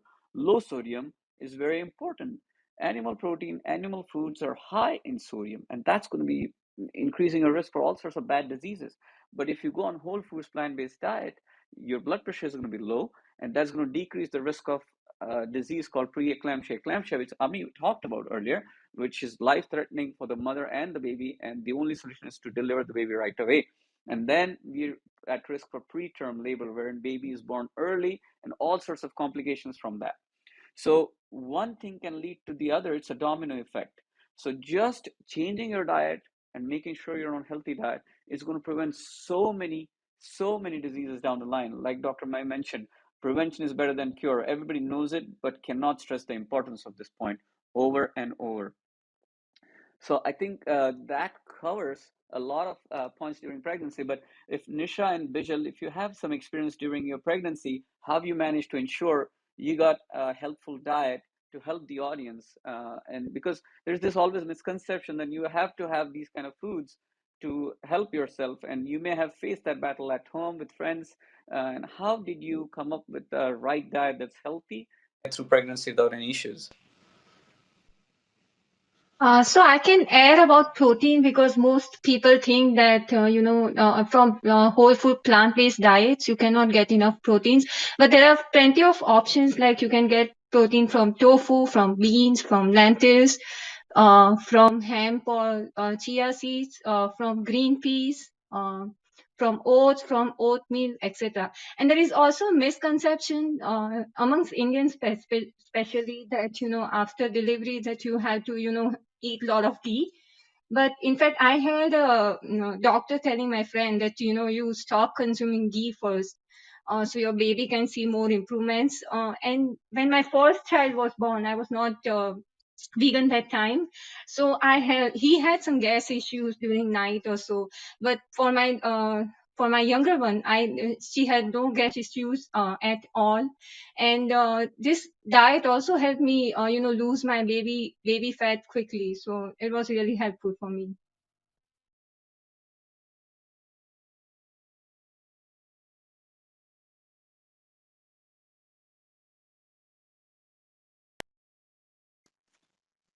Yeah, so for me, the way I saw it was that everything that nutritionally that I needed to get, I could get from plants, because essentially what you're doing when you're having dairy animal products of any sort is like you're kind of filtering those nutrients through the animal. So why not go directly to the source? Much cleaner, I think, much more bioavailable often, much of the time, as at least it is. And so it's interesting, because when I think back, I had all those same questions, like, am I going to be nutrient deficient? And I had this, because I came at it from a compassionate point of view. I was like, well, I definitely don't want to participate in this, but is it going to be a situation where I'm going to have to be nutrient deficient, or I'm going to have to be taking, all these different multivitamins? And then what I realized is, actually, once I had an understanding, and I think you do have to develop a basic understanding of nutrition. But once I had that, which took the learning process, like I said, was about 2 weeks, it became very intuitive. I knew, and I was craving those foods as well. Absolutely bizarre. Like, now I was craving like oranges and, fruits, instead of before I was craving like, pasta and heavy stuff. And so I feel like that is a shift, not just in taste buds, but it must also be a shift in the microbiome, is what. Certainly, certainly. Microbiome is basically driving your food demand. And if you change your microbiome by giving healthy food initially, so you're educating the right diet to your gut, and then the gut asks for it more and more. You give bad diet, it will ask for more of it. So definitely that definitely plays a role. And going along that line, Nisha, after you delivered your baby and you were weaning off of breast milk, what were the challenges, or while you were nursing your kid, the challenges that you faced with a whole foods plant-based diet decision that you made in terms of friends, family, community? How did you handle that, and what kind of diet did you what kind of specific macronutrients you focused on to ensure you get all the nutrients during transitioning from breast milk to regular diet for your kids? Could you explain your share your experience with? Sure, and I'm still currently breastfeeding, but I think there's two great questions there. So the first is like the practicalness of it, like, what did you feed, and the other one is the, like, I guess, cultural, friends and family. And there is so much misinformation out there. I know, because I was one of those people who you just don't know, right? We just have this misconception that we need these foods to be okay to thrive. And so I think a big part of it was just educating. So having that information myself, so that when someone came up to me and said, oh, you need to give your child this ghee or they or whatever it was, it's like I could say, well, actually, no, all the components that you need from that, she also finds in this other product. Now, for me, I know we've mentioned the Daily Dozen a couple of times, but that really was what I had. What I did is I had these magnets that I stuck on my fridge. And so when I was on maternity leave, I did it myself. But when other people were feeding my daughter, they would also do it, where I'd had all the Daily Dozen written out. And then over the top, I made kind of a grid. So over the top, I had breakfast, morning snack, lunch. And so they just all, I or whoever was feeding my daughter had to do was just place a magnet which said like fruit, whole grains, whatever it was, under the column of when she ate it. So I could very easily see at the end of the day, like, the grid was filled out, so I could easily see, oh, you know what, she didn't have any cruciferous vegetables today. Maybe tomorrow I'll just make a point of giving her some broccoli or some sprouts. And so I'm in this position now where I have a 2-year-old who, she loves that stuff, and I think a lot of people find it very odd that she's like eating her broccoli and she's eating her sprouts, and it really just is, I think, a case of exposing them to it, and if they don't like it initially, maybe finding ways, like clever ways, to put it into their food, and over time, I think that it's just she enjoys. Perfect, perfect. Visual, if you would like to add any points here based on. Yeah. So for my daughter, I gave her, when I was trying to wean her. So I would give her, initially, traditionally, as we start in India, giving her after 5 months or so, giving her juice, dal, rice water, etc. And then dal and rice, gradually grinding them, making a puree and giving it to her. And then I started, introducing food slowly. So she would eat, she loves eating fruits, she loves eating vegetables, just boiled vegetables, she will eat it, like, squash and broccoli and spinach and those kind of vegetables. She loves to eat those. She will eat everything that we eat now. So she eats roti dal, whatever we eat, like khichdi or whatever we are eating for our dinner, she eats that. So I have no issues in giving her. Amazing. Amazing. So what we think is kids will not eat it, but if you get into that habit and give that on a regular basis, they start loving it. Their taste buds adapt, and actually now they're craving for a healthy food as opposed to junk food, what we call it junk food, or processed food or animal-based food, because that's addictive. But this one is helpful, and your body will adapt and will now crave for that healthy food just by there will be a few days of struggle, but eventually they'll start it takes a week or two to change your habits, and now you're used to it. It's incredible. Now here I want to bring Dr. Andrika on stage to, if you could answer that, pregnant moms, breastfeeding moms, and growing kids, do they need to have ghee and, oil for their joints that they need to be, or is it because a lot of people think, oh, but it's very healthy and you should have it because it's going to be helpful for your lubrication of your joints. What do you You're right, Pritesh. So, when it comes to milk and dairy products, I think it's helpful to keep the context of Ayurveda's origin in the mind.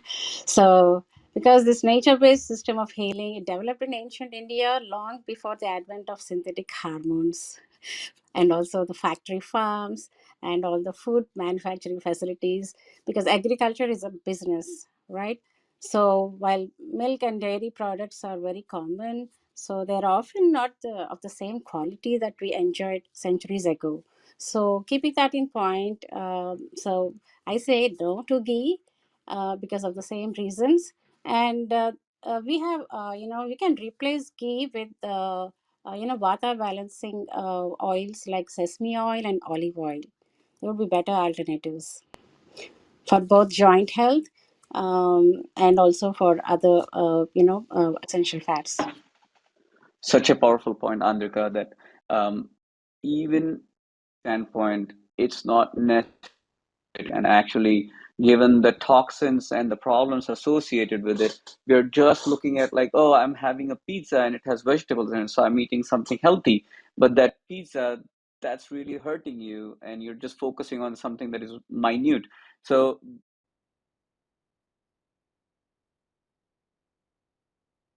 really washed out by tons of other problems that you're actually going to face and put yourself at risk for by consuming those products. So people have this misconception, and thank you for clearing that. I would like to call upon Dr. Mai to, explain what nutrients, vitamin supplements, because Nisha mentioned about that.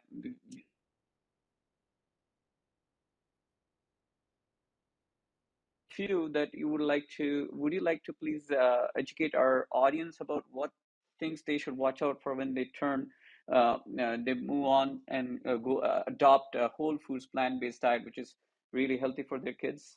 Dr. Mai, you're muted, Dr. Mai.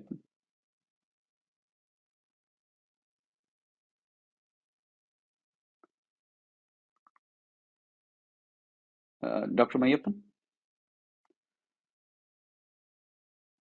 I think he's having some issue, but I'll answer that question on his behalf. And rest of the audience, you can, rest of the panelists, if you have any point, please feel free to add.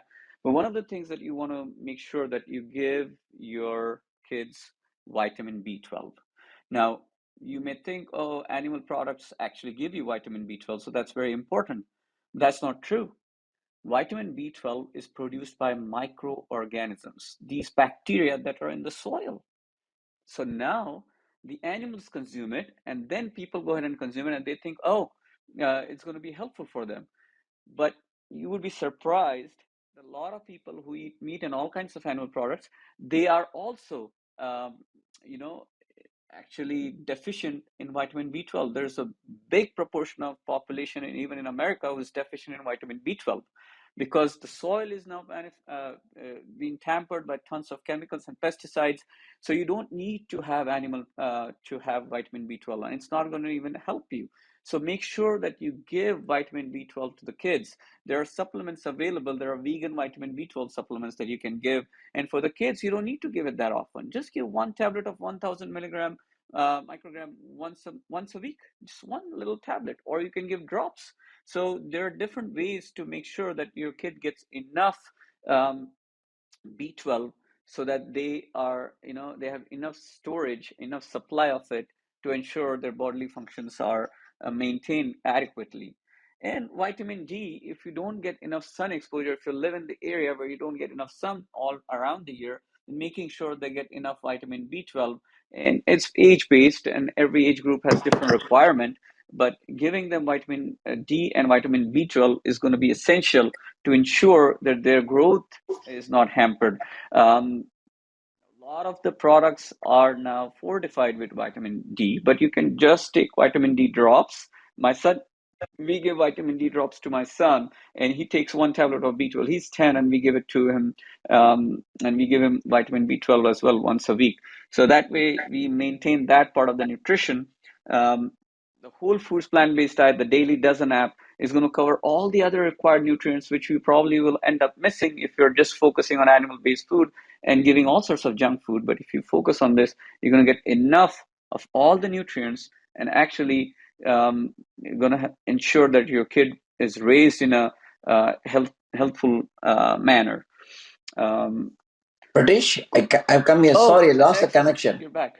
Yes. Yeah, I listened to you, when you talked, I totally agree. There are 7 supplements we need on a plant-based diet.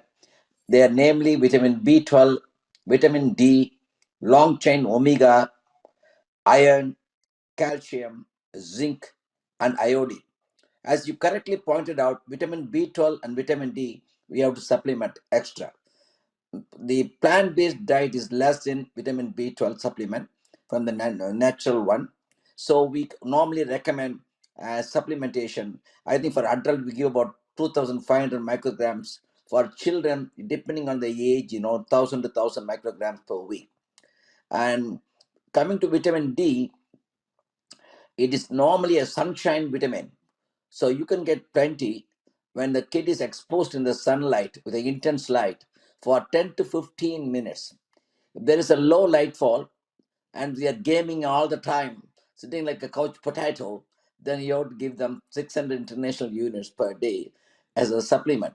We've got a fortified food as well as vitamins available in the market in various forms. And the rest of the thing like long chain omega, iron, calcium, zinc, and iodine are available in plenty in a plant-based diet. There's no need for any substitution. For example, chia seed and flax seed, 1 tablespoon on every day, give plenty of long chain omegas. And iron, of course, all the cruciferous vegetables, all the green leafy vegetables, they are rich. Because we talked about calcium and zinc, and iodine is available. If needed, half a teaspoon of iron, and iodine is quite enough. Iodine salt, half a teaspoon of iodine salt on a daily basis is plenty. So this is a normal vegan supplement we have to supplement we have to give B12 and vitamin D.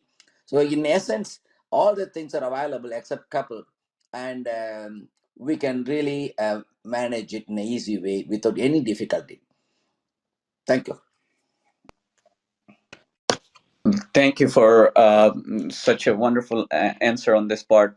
I know Dr. Komalji, you have to leave. Before you leave, can you educate our audience about the growth aspect and the longevity while they are on whole foods plant-based diet, and how it helps in boosting your immunity, controlling your allergies, and getting rid of constipation and stuff like that. Um, I know you have to leave, so you can give us a few minutes. Sure. Yeah. So basically, the growth aspect I can talk, and puberty Komal can talk as we plan. Okay. So coming to the growth aspect, it is very vital, very important. The children should grow well, because the malnourished children in the third world countries, they really suffer their mentation is affected, their demeanor is affected, their concentration power is poor. So that is very important. Further, we need a full plant-based diet, a full nutritive food, which is rich in micro and macronutrients, rich in all the vitamins, minerals, and all the essential, easily digestible things, which are very important. Now, coming to the foremost, the growth of the children, that they are taller when compared to their peers who are on plant-based diet. So it's a myth, misconception. Only the animal, you know, animal food, food eaters are growing taller and heavier. No, no, it is more with a plant-based diet. The research and science have proved again and again. Then number two, obesity is a big villain for our growing children. We should be curbed, and they're only with the help of plant-based diet. Then skin health, which is basically acne. The rate of acne is very less with a plant-based diet. Rashes, eczema, allergies, itchy eyes, all those things are very uncommon. And we all the time see in the outpatients, and they come again and again. They go shopping after shopping and see doctors after doctors. We have to refer to the allergic specialist for allergic test, and even then they don't follow what we say. And the third one is a constipation is a perennial problem, and the child comes and sits in the clinic, the constipated look. And as soon as I enter, I immediately find out. And because there is lack of fiber diet. And as I told before, the seafood, the animal food has got a zero fiber, absolutely zero fiber. So these kids who are taking fish eaters or animal food eaters, where are they going to get the fiber? And they sit in a gut meditating for a week and produce a bad microbe, which later on pave a way for developing cancer, colonic cancer, which is a big problem. And it's why I don't know the list in adults, you may know it, is one of the leading cause for death, and also a lot of medical expenses and health issues for the nation. Then recurrent ear infections. I think the Ayurvedic doctor talked about the Kapha dosha. Well said. I really enjoyed that talk. And the respiratory infection, which are all very frequent, they often come to the outpatients.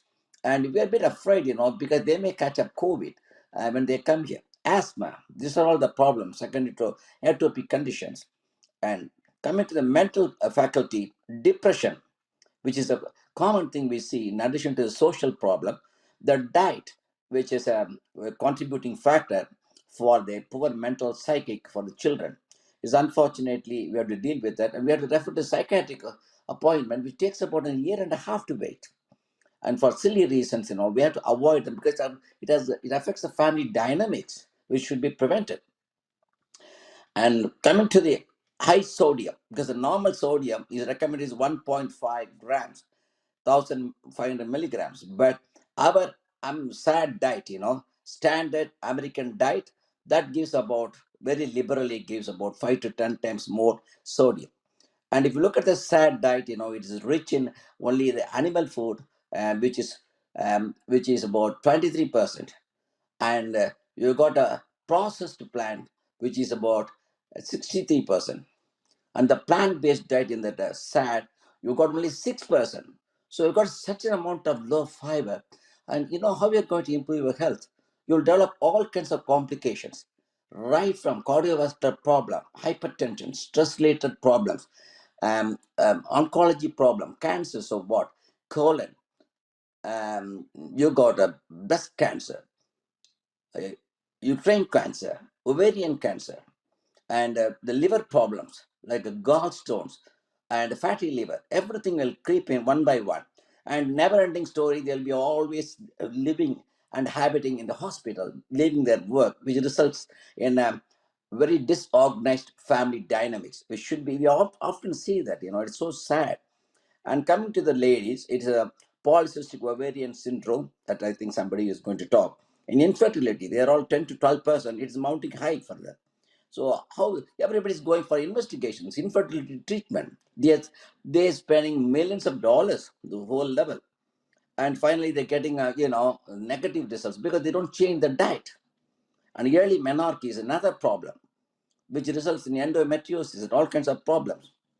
Then above all, the immunity, it boosts up the immunity, preventing from COVID situations. So lovely, and also it gives you a morality in your COVID prevention, and you follow the guidelines set by the government. So you develop a sattvic quality to live in a happy way, in a harmonious way, in a better way in the society. You develop a better society in yourself, and you are very safe, the environmental and compassionate level to a high level, which is very important. And the last thing, not the least, longevity. I understand that the vegan diet increases the longevity by 15 years when compared to the animal food diet. And vegetarian diet increases the longevity by 10 years. So don't we want to live for 15 years? We can do so many things. In the ripen age, we can achieve so many things. We can contribute so many things to the public, whom because of that we have come up to this stage. So we have to owe them, and we have to give the gratitude to them by contributing our mighty educational standards and higher things for our growing generation and beyond that. Thank you very much. Thank you, Dr. Mai. That was such an amazing answer. You covered so many aspects of health that people face on a day-to-day basis and how you can cover that. Komalji, do you have anything to add here? Yeah, as mentioned by Dr. Mayappan, I think, he has beautifully mentioned and, explained it. A healthy plant-based lifestyle has only positive effects on children's growth. So I'm going to talk about the puberty part here.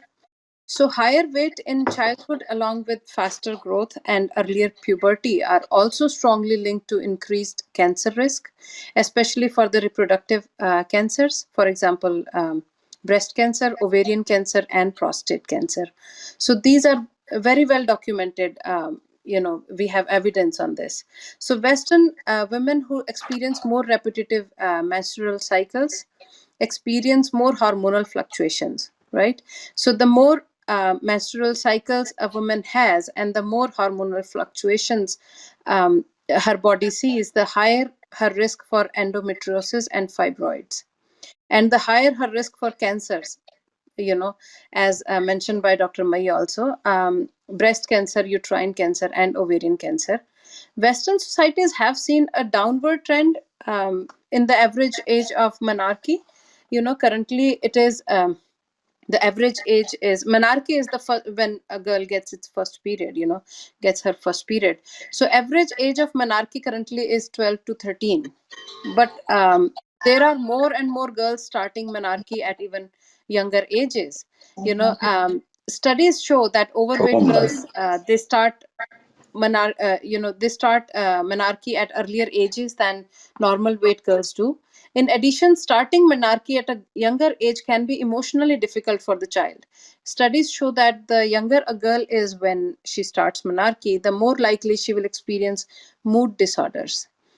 In the light of all the evidence, we can encourage our children to consume a low fat, plant based diet. By starting this form of nutrition when they are toddlers, we may allow our daughters to reach menarche at a slightly older age, thereby decreasing their risk for, gynecological problems and cancers related to it. Thank you. Incredible. So I want to share my experience here, if you allow me. Sure. Personally, in my experience, when I studied nutrition and I realized the ill effects of animal foods and milk products, I was, able to extend my. I have two daughters. The age of menarche of my two daughters just by skipping all the animal products. So I owe it to that, because their friends, compared to their friends who had attained menarche, as young as 8 and 9, and my daughters, was far better, and I really owe that credit for skipping the animal protein and animal diet for my kids. Thank you for sharing that information. You're such amazing that not only you meet others, but you practice that in your life and you've seen tremendous benefits. And it's such a sensitive topic, but such an important one because that impacts your health, your kids' health, your child's health at that time and in the long run. And if they're so young, they don't even understand what's going on. So for their mental health as well is such an important factor. So thank you for educating us on those topics by all three of you. Now, uh, let's talk about the resources. People learn and understand that this is important, but how can they practice this, and what are the resources available? So, amazing. There are amazing apps. We talked a little bit about, Daily Dozen app and nutritionfacts.org website, a website called pcrm.org. Physicians Committee for Responsible Medicine. They have all sorts of information on nutrition. There's another movie that you should watch, Forks Over Knives, and they have a website which gives you all kinds of recipes. And the beauty about that app is when you plan to make a dish, it will give you all the ingredients that are required and in the quantity. So it will automatically store in your it will come up in your cart, and then you can order it accordingly. So it will help you in figuring out all the ingredients and the proportion of it. Then there is Koi's website, namastearogya.com. So it is beautiful because it consolidates all the resources. Plus, she does free workshops which you can sign up for. The website again is namaste.com, wherein you can sign up and she will educate you, she will guide you, she will help you answer all the questions you may have, and go on for 6 weeks and really transform not just you, but your entire family towards healthful lifestyle and help reverse all sorts of diseases. Again, a disclaimer though, that this content that so far we have discussed is all information education. This does not substitute for professional medical advice, especially if you have any diseases. We would be there to guide you individually or in a group. You can always reach out to us, but it does not replace that one-on-one consultation. Make sure you find a health professional who believes in the same concepts and ideas, and they will help you in this transition and answer all your questions. Just wanted to mention that. Now, before we open up the floor for everybody to answer the questions, I was wondering about, a lot of the questions arise about eggs, especially the understanding that people think that there is something called as unfertilized egg, and that's okay. It's not hurtful, and it's healthy at the same time. That's a misconception, I would say. Or you can educate us on that. Is it passionate? Is it healthy? And if Komalji is there, then she has time. She can answer that part in addition after you do. Nisha.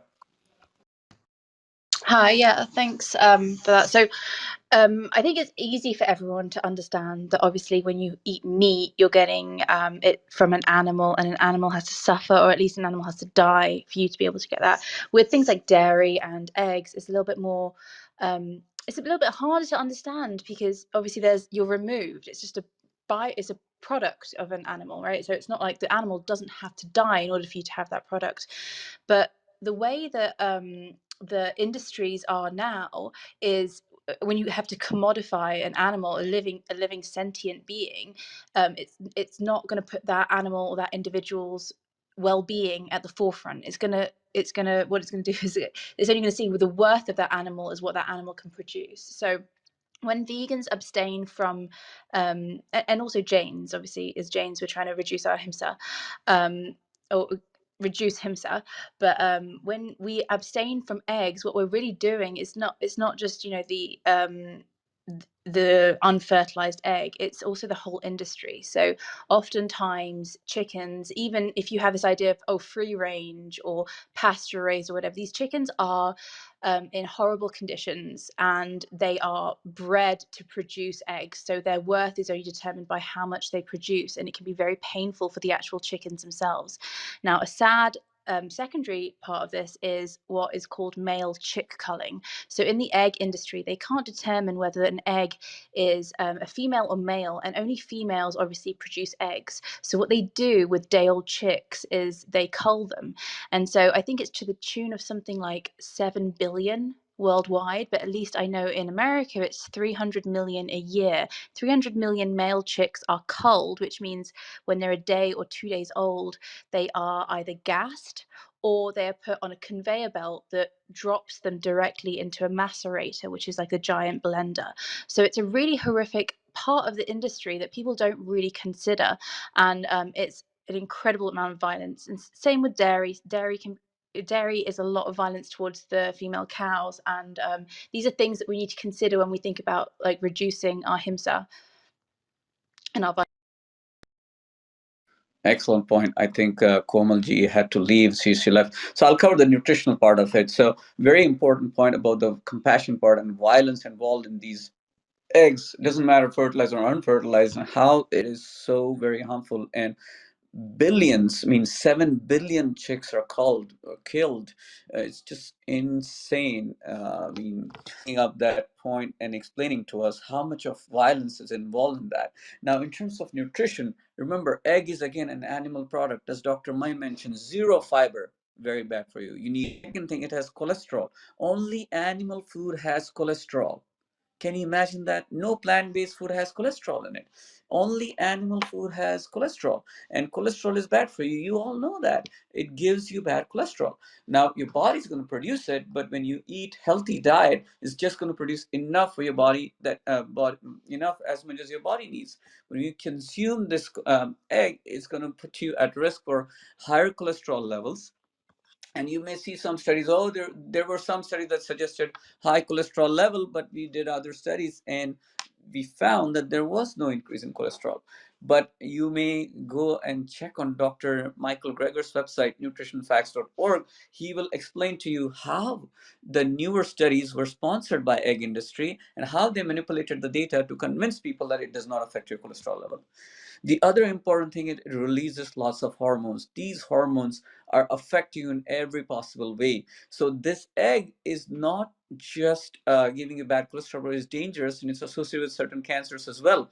So be very mindful that egg is not helping you, but it's hurting you. And you may see a lot of bodybuilders are eating so much of egg, but you will see that later on they're giving up, or even if you see them muscular, they drop dead, they die, end up with serious health issues despite having such muscular. We think they're fit. Even doctors give them clean bill of health. Oh, you came to me, you're okay, and they go home and they die the next day. So these are very common scenarios that we see, and there's a difference between healthy person and disease, but there's a big gray zone when you're not healthy anymore, but the disease has not shown yet. So the disease is just the tip of the iceberg. You've been suffering, your body's been suffering before it becomes clinical apparent. Until then, it's like a submarine. You have it, but you just can't see it until it surfaces, and now you start seeing it. But it was lying there for so long. So not just bad and violent, but it's very dangerous for your health. So be mindful. It's not really helpful. It's actually hurting your body. So I think that covers a lot of major points that we wanted to talk about. Why don't we open up the floor to the has question? We can go one by one and answer. I mean, Pritesh, Yeah, Dr. May. as a pediatrician, can I add few Absolutely. things for the mothers? Yes, please. So what we commonly see in the clinical practice, the family is not setting an example for their growing children because of the complex problems, living style, and all kinds of habits. So the children, right from the beginning, I would say passively neglected or actively neglected. So when we can't train the child in the cradle, how are you going to train the child in 5 years, 10 years, 15 years, and 20 years? And they become exactly ditto of their children, ditto of the parents. And they continue to do the same. They go to the same, places where dad and mom go. And when they go to the school, they are bullied by other people. They wanted to copy the high-end lifestyle. without knowing what is happening. And parents do get everything the child wants. I want a Nike shoe. I want that one, this one, all kind of thing. And though they can't afford, they try to basically try to get it at the expense of their lifestyle. So I think, very important is the parents should be a model role. Very, very important. They themselves suffer from all the health issues secondary to high saturated food intake and high less fiber intake. They meet all the problems. They go to the adult side, to you probably when you're sitting next to me in the next room, and they bring the child after the consultation with you or me to the other person. This is what happening, and they spend the long hours in the hospital, and having said and done, they don't follow it. So what I'm telling to our affectionate audiences, please make a model role. The kids can practice plant-based diet, and the tongue bud usually develops within the tongue buds get tuned to that in about a couple of weeks time, as simple as that. And having a tiny bit of addition, I want to have a bit of a calcium, let me give a milk, in the tiny amount, they grow bigger. A tiny drop of ocean, tiny drop of rain only bring a big ocean. A single step from a child, they become Olympic runners later on. So what do we have to do? The small, can we say that mothers can say, can I give a tiny drop of poison to my child? So it's literally you're giving poison to a child by giving this high protein content in the milk, dairy product. So they should be very cautious about it. And I know mothers are more compassionate in general. The nature has provided that kind of a great ability for them.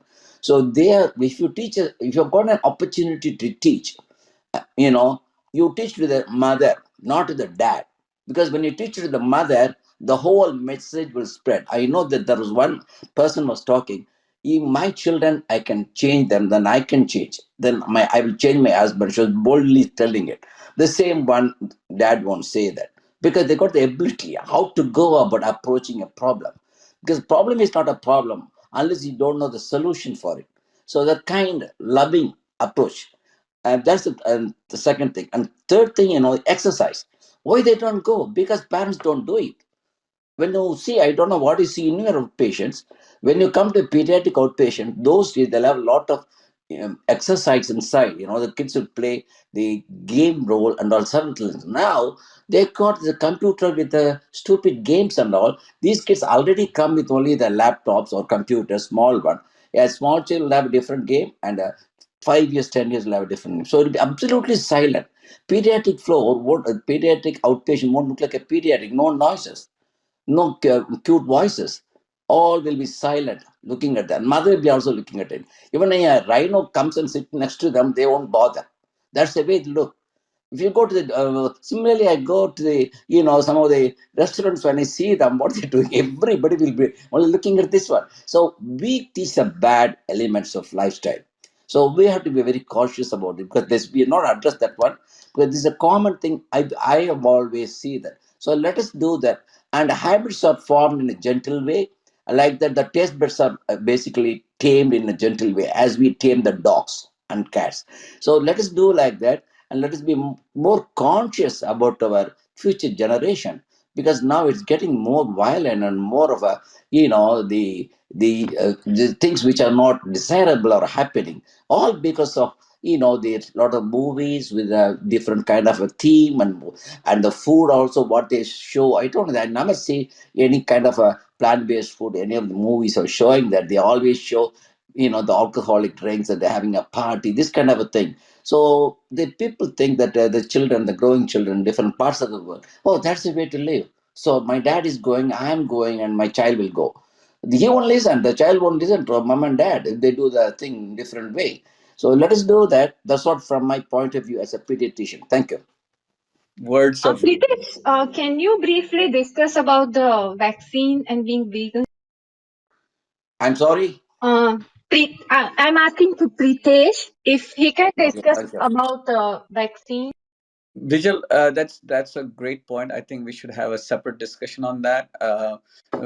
let's keep that aside from today. I mean, vaccines are pretty violent, but that's a whole discussion. If you boost your immunity, your likelihood of getting infection is so much lower. Even for COVID, there is data published on that.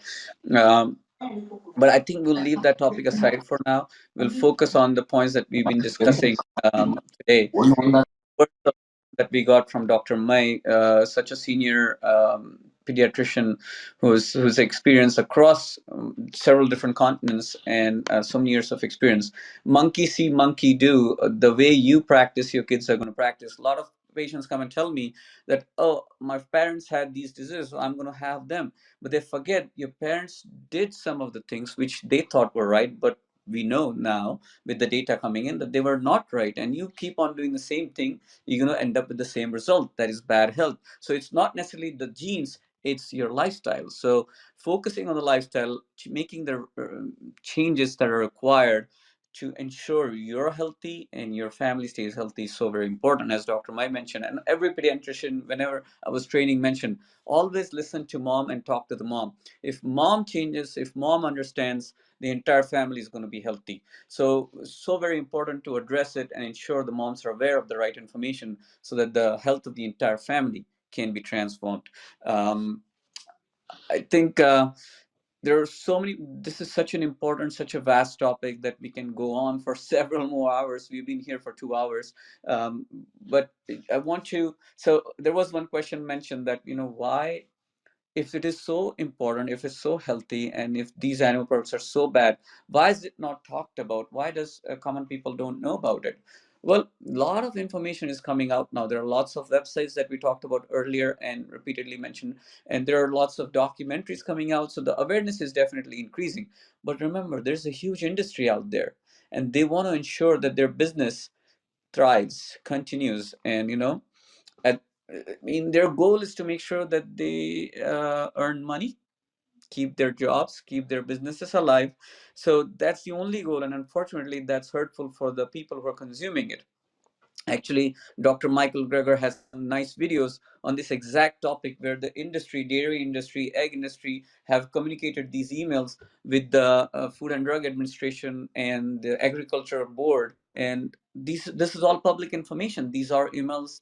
All the emails and communications are public information. So you can access it and you could find out that how the government knows that this is not truly healthy. But to ensure that farmers of this country get their subsidies and their products are bought out, that how these industry players play a role in inadvertently spreading misinformation and people falsely believing that that's what you need to do. Plus, as Dr. Mai mentioned, the movies, the culture, the group, the fun part, all of these things, all of these events, you see that the unhealthy lifestyle is promoted and healthy people, they're made fun of. And that's a big challenge. I see that with my patients all the time. They're trying to make changes, but the whole friends and family circle that they live in, they're considered an outcast, and that's why it becomes much harder for them to change. But knowledge is power. If you get the right knowledge, you're determined to do it for your sake, for your family's sake, and slowly, steadily, people around you start understanding it, start respecting it, and even start changing it themselves. So these are things you can do by being aware, increasing your knowledge, and then practicing it, and by default being a role model for others.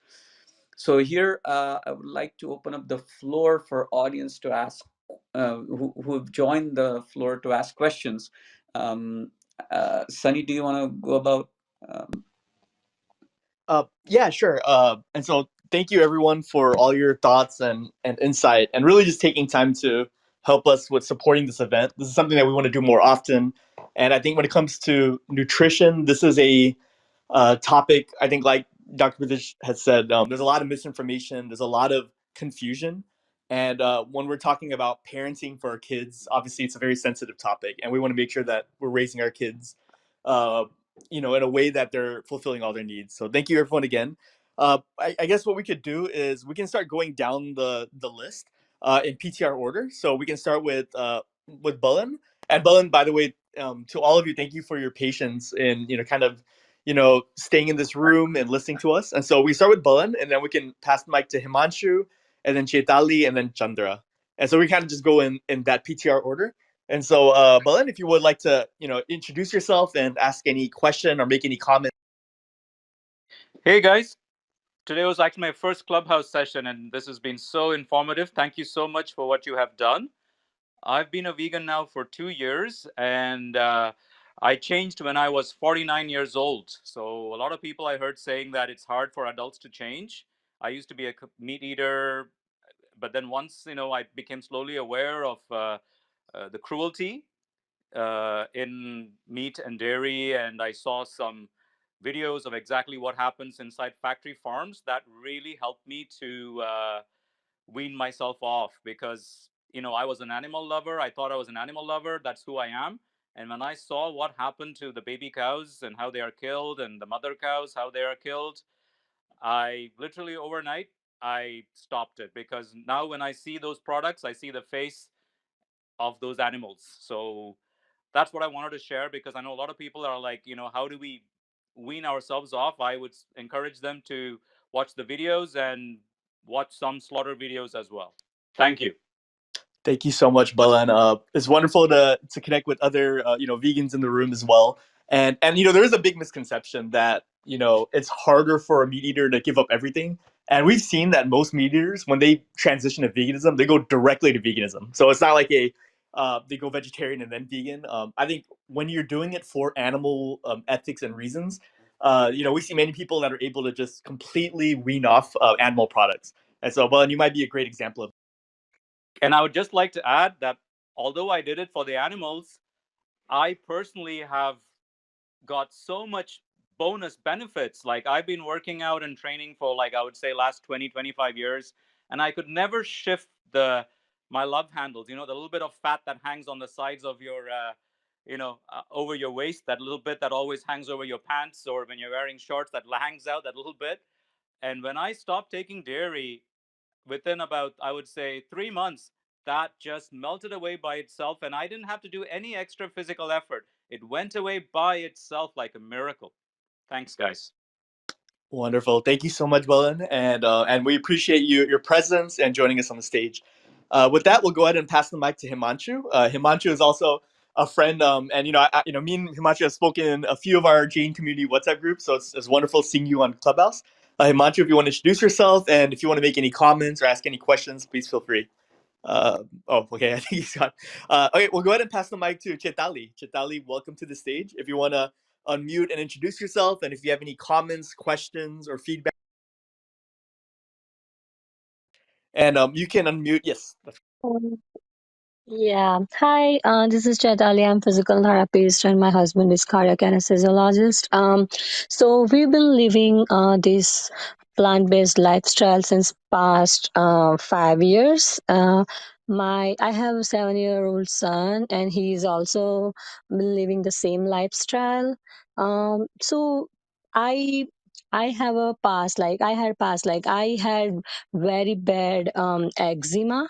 I went like few dermatologists, and all I did all the tests and everything. It was like it was like nightmare.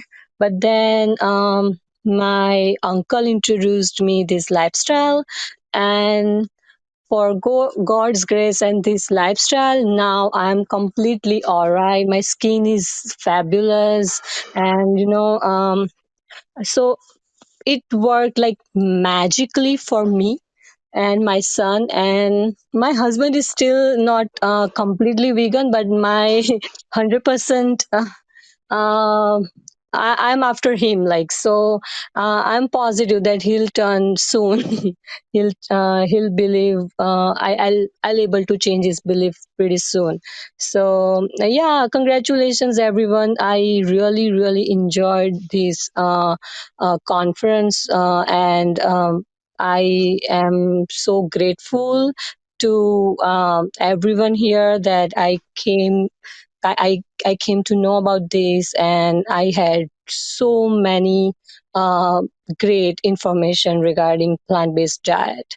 My one question is, like, my son uh, I'm feeding my son like green juice and sesame seeds and sunflower seeds, fruits, vegetables, everything.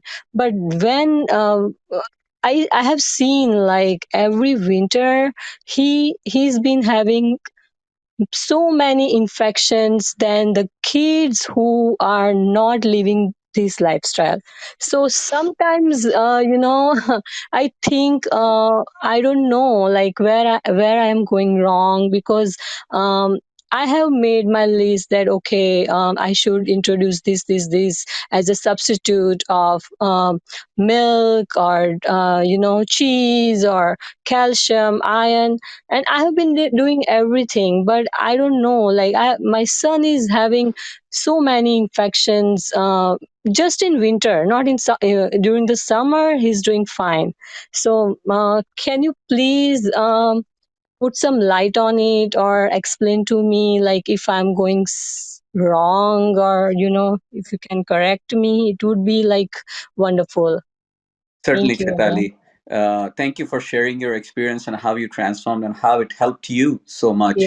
Yes. I'm sorry your son is going through this, and your husband is cardiac anesthesiologist, if I heard it correct. So uh, Yes. you should talk to about you should make him listen to Dr. Michael Clapper. He was an anesthesiologist himself, and he's transformed his life and Oh, is okay. on a mission to transform the medical school curriculum in the entire country in the Northern America. He's giving talks. He's introduced nutritional courses in second year medical school curriculum. And he's giving talks all the time on YouTube. You'll find his talks, which are very powerful, very helpful, very thorough. So, Dr. Michael Clapper, he's an anesthesiologist and very helpful resource. Now, talking about Okay. your son, Mhm. you know, I'm glad you cut down on all the animal products. The second step is inadvertently we don't realize we are giving lots of processed foods, and that's where whole foods plant-based diet comes about. We focus so much on micronutrients, and we've been taught that way, that we need to focus on calcium, iron, protein, this and that. We have to focus on the macronutrient. Per Ayurveda, I wish Andrika was there, but it's been a little bit long, so Andrika had to leave. She's an Ayurvedic practitioner. She could have thrown some light. But based on Ayurveda, if you extract some ingredient out of a product, out of a food particle, then that ingredient becomes unstable. Now, of course, that's Ayurvedic standpoint. What I mean to say is we give lots of processed foods, refined products to our kids, and that's where the problem occurs. Now, Ayurveda goes even one step further, that there are certain food combinations you want to avoid. For example, whenever you have fruits, you should not have anything else along with that. Food should be consumed independent of anything else. So if you're consuming food, make sure you didn't eat anything for 2 hours before and you won't eat anything for 2 hours after. Otherwise, it directly impacts your skin.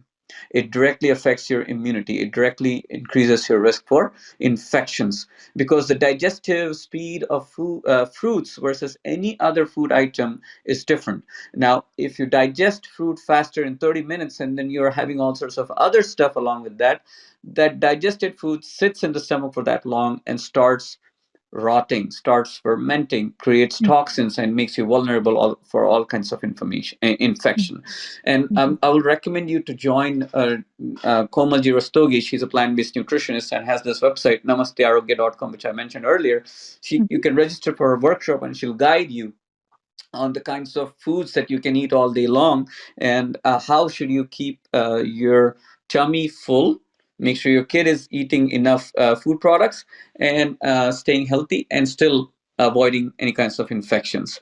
And of course, besides that, make sure they're getting enough sleep, they're exercising, and and you kind of educate them on meditation. Do a little bit of meditation. What it does is helps activates your parasympathetic system in your body. And I won't go too much in that detail, but when you activate your parasympathetic system, the parasympathetic system is all about rest and digest. So Mm-hmm. it will improve Yeah. your digestive system, it will rest your body and boost your immunity. Multiple data has shown that. So adding these components little by little focusing, making sure they're getting enough sleep and high quality sleep by avoiding exposure to blue light, making sure they sleep on regular time. So you maintain that timeline, and sleep at the same time, wake up at the same time. So that kind of routine is also going to heal your body and boost your immunity. There's a nice book called Why Do We Sleep? Excellent book, worth reading. So there are these other factors we need to add after conversion. So just going vegan is going to help you a lot. But for the next step, you need to add certain other things, get rid of any kind of processed food you may have, and add these other components, enough exercise Mhm. and enough sleep. Okay, thank you so much. I really appreciate it. For just we don't eat processed food, so my son and I've been living sattvic life since last 2 years since COVID Excellent. started. We don't eat any sugar. We don't eat any processed food. I try to make everything at home, like even peanut butter and the plant-based milk. Everything I make home. That's But very nice. That's yeah, but the thing, I think I should, I know my answer now after you told me about sleeping thing. His sleeping pattern is very irregular, so that might be a causative factor. absolutely, absolutely. So I Yeah. see lots of patients who are doing everything right, but just that because of the work factor, the stress factor, they're staying up late, whatever might be the reason, and their blood pressure Mm-hmm. shoots up, or they Yeah. feel groggy, they're fatigued, they're tired, or they get infected so often. Everything breaks apart because 8 hours of sleep is divided in such a way that first 4 hours are spent in healing your body, Mm-hmm. deep cleaning and reparation of your body, and next 4 hours are spent in deep cleaning and reparation of your brain. But this can only happen if your body releases a hormone called melatonin from a gland in your brain called pineal gland. But again, for that you need to ensure that you don't expose to any kind of screen before you go to bed for at least an hour or two. Don't expose to any white light. Make sure you have right food at 6 o'clock. So there are lots of little factors that you start making changes and your sleep starts improving, and that in turn improves your health. And again, Mm-hmm. although you said you're preparing everything at home, I would still recommend joining Dr. Or Komalji's class, because I've seen lots of doctors even who think they have got it right. Something or the other creeps in without us recognizing, oh, that was something I should not have eaten. I thought it was healthy all along. I'm not saying you're doing that, but sometimes they just creep in because Yeah. we never paid attention to that part. So Yeah. just having that additional someone else taking a look over and identifying if there's anything that can be changed can go a long way. So, doctor, is that possible to get your number? Since, like, I have 20 doctors in my family, and Wow. they all are superly in medicine. So, I am the only one who has started this fight against medicine because when I got like my skin problem, they were all on me taking like steroids and this and Oh, that, you know. oh yeah, yeah. So I started this fight by myself that no, I don't want to do that. I will choose the right path. So is that possible to talk to you? I would like to have my husband talk with Certainly, you, certainly. you know. We can connect offline, and we can chat, and definitely I would be happy to help in whichever way possible. Yeah, thank you so much. I really, really appreciate it. Thank you. Certainly, certainly. I know it's getting, it's over 2 hours, 2 hours and 30 minutes since we started the session. A lot of the panelists had to leave. A lot of the audience members have to leave. I truly appreciate everyone who stayed for this long and listened and gave their point of view, and patiently, for the panelists to patiently listen and answer the questions, and the audience members for listening all throughout. And those of you who decided to come on stage and ask the questions, really appreciate that, bringing up your perspective and your experiences to help the other members of the audience and the panel. Himanshu, you're back on if you would like to ask a question that you wanted to ask earlier. Yeah, sure. Thank you. There was some technical issue. I could not No worries. continue. Yeah, go ahead, please. Thank you for organizing, first of all. My question is, though it is already answered, but I still have doubt. Like, if I don't go for replacement milk, like plant-based, and So vitamin D and other like protein, I know I get it from lentils and other things, but vitamin D, I am from Toronto, so we have also sun issues, and so you suggested that we can have external source of vitamin like some drops or something, but I heard those are not good for kids. No, that's not true. Definitely, vitamin D is very helpful. You can always get it checked from your physician. Excuse me, to make sure that their vitamin D level, if it's so. And actually, Dr. Mayappan, if you want to answer Yeah, that British. question, Yeah, thank you, British. I was about to open the mic. Sorry, thank you. You know, hello, sir. Thank you very much for asking a valuable question. You know what? Normally, when the newborn is getting discharged from the floor, we recommend vitamin D for breastfed babies because what they get from the breast is not adequate. So we recommend 400 international units every day for the breastfed baby. So it is not proved to be anything wrong. And in fact, by giving that, you are going to maintain the bone health and good vitamin D level for the baby. For formula fed babies is not recommended. As you know well, formula is fortified with the vitamin D. So that's the thing. So it's never, I never seen that children create having problem with the vitamin D. That's the answer to the question. Any other offshoot you want to ask me? No, I'm good. Yeah, Thank you. perfect. So go ahead with that. Fortified with the vitamin supplement you can give formula the milk feeds as a purpose like soy milk and all they are fortified now, and also many other milk products, not the animal based for information. And Yep. and now, British, I want just to add extra things for the previous question from the lady.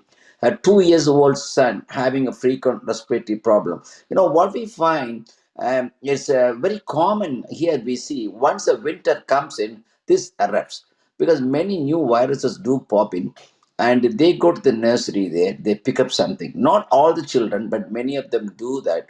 That is because of the constant exposure of different one after the other. Another thing, there the normal standard, the living style is different. They basically have all kinds of food, and they're not following. But this person is following everything, as you correctly pointed out to her. Her practice of plant-based diet is going to basically prevent more attacks. Suppose if she's not on that, the child will be prone for developing at least, let's say, 8 to 10. But on this kind of a thing, the child may develop maybe 2 to 3 in a year. By 5 years, all these kids develop immunity against these viruses. And their IgA level will be very high, and IgM level and will go high. Because initially, when baby is born, only IgG, the transplacental IgG, can protect. But once they are exposed to the world, they have to produce their own antibodies, and the IgM come into the picture, the level goes up. And also the IgA also goes up. So we have to give a waiting game and not to be worried, not to investigate too much apart from the basic doctor's visit and any basic relevant investigation if appropriate. And also the family history is also important. We have to look at it. And the mothers, of course, the habit for the baby to right time sleep and the right food, right time, all those things will pave a long way for the baby, the children's health. Thank you. Thank you so much, doctor. But my son is 7 years old, Oh, and sorry. like he's been living this lifestyle since last 5 years. But I have seen like among like 15-20 kids, only he gets so many infections during winter. During summer, he's perfectly fine, but winter is very very critical for him. Though he is not having any sugar, any milk, any no, he only eats like fruits and vegetables and dal and rice and everything. So that was my question. Okay. I don't think he's being admitted with the problems, anything bad ones, right? So he got COVID as well. Yeah, those things are viruses. All kinds of viruses there in the winter time, and when you're traveling, also you'll acquire some kind of infection too. But as long as not seriously ill, as long as not having frequent hospital admission, you shouldn't worry about it. The minor things like drizzles, they will pass on, and we don't treat them with antibiotics. The common practice, come on, put on antibiotics. and it will disturb the microbiome in the gut, and we are not supposed to do that unless they become bad. Then some relevant investigation like X-ray, some bloods extra. Normally, I rarely do any immunoglobulin studies for these children unless they are sick, not gaining weight, and something going on wrong. So we keep it as a last line of investigation, not on the first line of investigation. So getting a good history. The way you are telling me, I don't think anything sinister, but you have to wait and see how he grows. And sometimes we see also it's running. Sometimes some kind of a family. I won't say genetic. I don't know why. And also make sure that the environmental exposure of allergens are not there, because they will also trigger kinds of skin diseases and asthma and bronchiolitic situations. So try to avoid those environmental allergies like grass, pollen, mice, all those things. Of course, the animals also can cause kind of a recurrent wheezing Okay. episode, all those things. So keep an eye on that, and Okay. be assured that your child is not growing, is not having problems. So, and also keep an eye on the growth and development of your child, the height versus weight and the BMI. So that is good. The thing is, I was like devastated when he got COVID. Because I'm doing everything. We never went outside. Just we are taking every precaution, every possible precaution. Like we are strictly following all the guidelines. But I don't know. After doing so much, he's suffering a lot. So I was thinking that maybe I'm doing something wrong, or you know No, so you know what? There are two when mothers like you come, we always also advise to the mother, because we also treat the mothers or the anxious mom because they're too much into it, and give a bit of a longer rope for your son. As long as not becoming seriously ill, as long as not getting frequent admissions, then keep an eye on that. And I won't do anything. If he has got a fever, give some Tylenol or paracetamol as appropriate, and try to avoid antibiotics. And vitamin C is a very good one, good antioxidants, which are rich in plant-based diet. They really are very good for the immunity. And while the phytonutrients are very rich and minerals are very rich in a plant-based diet. So keep going on that one. Probably in about this is winter time now. I don't know which part of the states you are in. If you're in California, the question do not arise you, or tropical I'm place living like in New Florida. Jersey. No, I live in New Jersey. Yeah, Another, New Jersey is cold, like Toronto. Dr. May, Yeah. Dr. Thank May, you. I can add certain points here, Chetali. So make sure, again, sometimes, whatever we have done for years before may take some time to get rid of from our body. So making sure that they exercise regularly. He exercises on a regular basis, on a daily basis, is essential. The other thing is, ensure his vitamin D levels are appropriate. If they are low, that can also make you a little more vulnerable for infections. And an additional Yeah. thing, if you've heard of something called as neti pot or gelaneti, that You know what, we've been doing that also. Oh my god, you just name it. I'm doing it.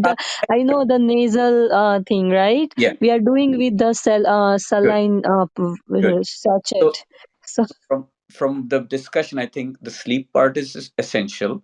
The second yeah. part, making sure that he exercises on a regular basis. Then third Mhm. part is making sure his vitamin D level is okay. Fourth Mhm. part, Dr. Mai mentioned vitamin C rich foods. He should get that on a regular basis. So these are a few things that you can start working on. We can communicate offline, and I know we can certain times talk about other possible potential factors. And it's a rare case. It's a tip of the iceberg. So you get rid of 90% of the things, and certain things require a little more work. And we can definitely connect offline and talk about it after the session is over. Okay. Thank you so much. I really, really appreciate it. Thank you, Dr. Mayapam, and thank you, Dr. No Pritesh. problem. You can get my number from Dr. British. And if you need any help, I don't have his number as well. This is like good, good, first ever conference with you guys. good So luck. I don't know. We can communicate later on. Definitely. Yeah, Thank there's you. actually an option within Clubhouse for direct messaging, and so if you like, Chitali, you can message I Pritesh did. on the chat. Yes, Uh, I did. I did okay, message to Dr. Pritesh and Dr. Mariapam. Okay. okay, perfect, Okay. perfect. That should be Yeah. good. And I would also just encourage Chitali, because within our Jain vegan community, we're always growing, and there's more and more Jains that are starting to transition. So, we would love for you to be a part of our community and join us on like our WhatsApp groups and social media. And Yes. I think you being there would add a lot of value for us as well. Okay, thank you so much. Yeah, I would love to. Can you send me all the links to how to join? Because this is I am here through my friend, and this is like first ever conference with you guys. So I don't know. I'm not aware of any other social platforms of you. Yeah, no, absolutely. I can go ahead and message that to you, and Okay. so in the future you won't miss any events. And we try to have these conversations. All right, thank you. And I have one last question for Dr. Mariappan. After he gets COVID, he already got COVID. So after how many days should I give him like vaccine? Should I wait and give him vaccine? Because I know they say like as soon as symptoms get over, but I just want to know from you that I don't want to bombard anything on his Now, immune fair enough, system. what you're worried about, is having some cold, when you should wait for the COVID vaccine, correct? Yes. Okay, so when he finished his, sorry, is he still having cold? Yeah, his 10 days will be on Monday. Right, on Monday. So we are on Saturday. So if he's not seriously ill, if he's not having any shortness of breath, frequent cough, No. that kind of thing, you can give it, but make sure he's COVID negative.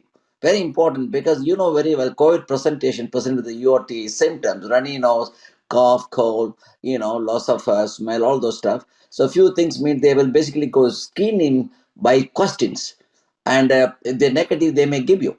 No doubt about it. And they have a protocol for that in the local area. They'll follow the protocol for you. All right. Thank you so much. Thank you. Thank you. Be confident, be strong. You'll be fine. Yeah, thank you so much. Thank It you. really makes a huge difference after talking to you. Thank you. No problem. Uh, does I think Sandy has a question? Yeah, hi. I'm Neelam. I have been vegan for 2 years now, and I have two boys, and they were also vegan for 6 months.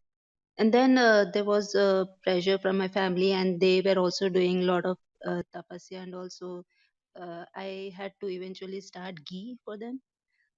So my question here is, the closest replacement I found for ghee was coconut oil, which I can apply on rotis and also use for making halwa and all. So, but I also read that coconut oil, if for regular use of coconut oil, also leads to bad cholesterol compared to ghee. Because I read that use of ghee leads to good cholesterol, and but coconut oil is bad cholesterol. So, if you can tell something about it. So Neelam, why did you start ghee? What was the reason? Missed that part.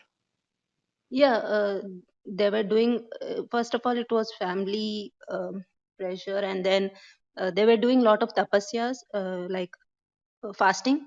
Mm-hmm. So, to put in halwa and all, I started ghee for them.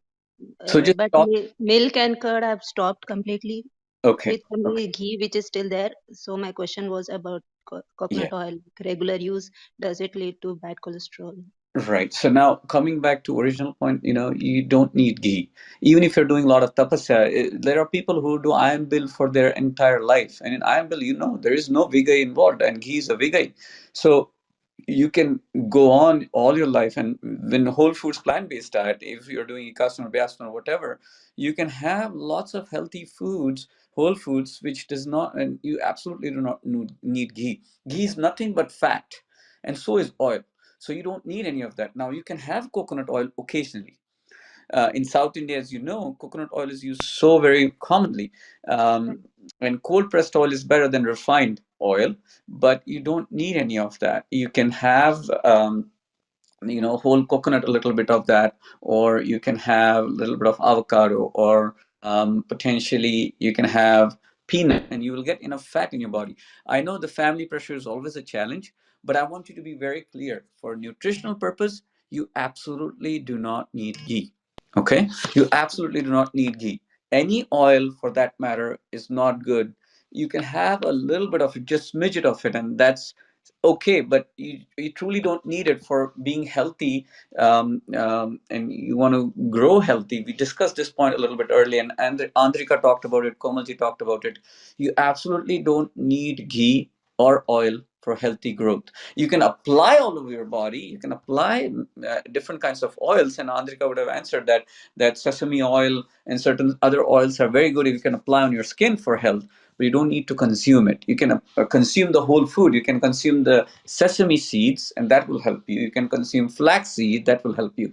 You can consume the whole coconut, and that will help you. Because remember, oil is coming from that product, so might as well have that entire product, which has fiber in it, which have other nutrients in it, so you don't get this extra burden of fat on your body that can put you at risk. I know it's challenging when your family is putting a pressure, but when you get involved in these kind of communities, you see information coming out, and then you can slowly and steadily convince them and educate them that you do not need to have this in your diet, even if they're fasting. Actually, fasting is very good, and you don't eat at all. Okay, so the fat thing even applies to kids. They also don't need oil and ghee as Absolutely, they just don't need it. you. And I mean, you can have whole product. That is, you can have the food that has these ingredients in it. So you can have, as I said, instead of giving oil, coconut oil, give them coconut. Coconut has oil in it because it was extracted out of coconut. Kids definitely need a little more fat than the adults, but give them healthy fat by giving them peanuts, coconut, flaxseed, sesame, these things, almonds, some nuts, that will have enough healthy fat that they need while growing up. And after they grow up, you can cut down on that ingredient as well. But you definitely don't need that extracted oil. Ghee is absolutely not needed. And it's so ingrained, deeply ingrained, it's so healthy, you need to have it. Not true. Right. Thank you very much. I have one more question, if I can Sure, ask. sure, Uh, sure. so my son, my older son, he is anemic, and I have tried giving him anemic iron supplements, but they are not like I cannot see significant improvement. He's a sports lover, but he always says that he gets tired before earlier than his peers. And so if I can like consult vegan nutritionist, or if you can suggest someone so that I can plan his I can see where what is going on wrong in his diet. Certainly, Neelam. Actually, so Komalji has a website, namastearogya.com.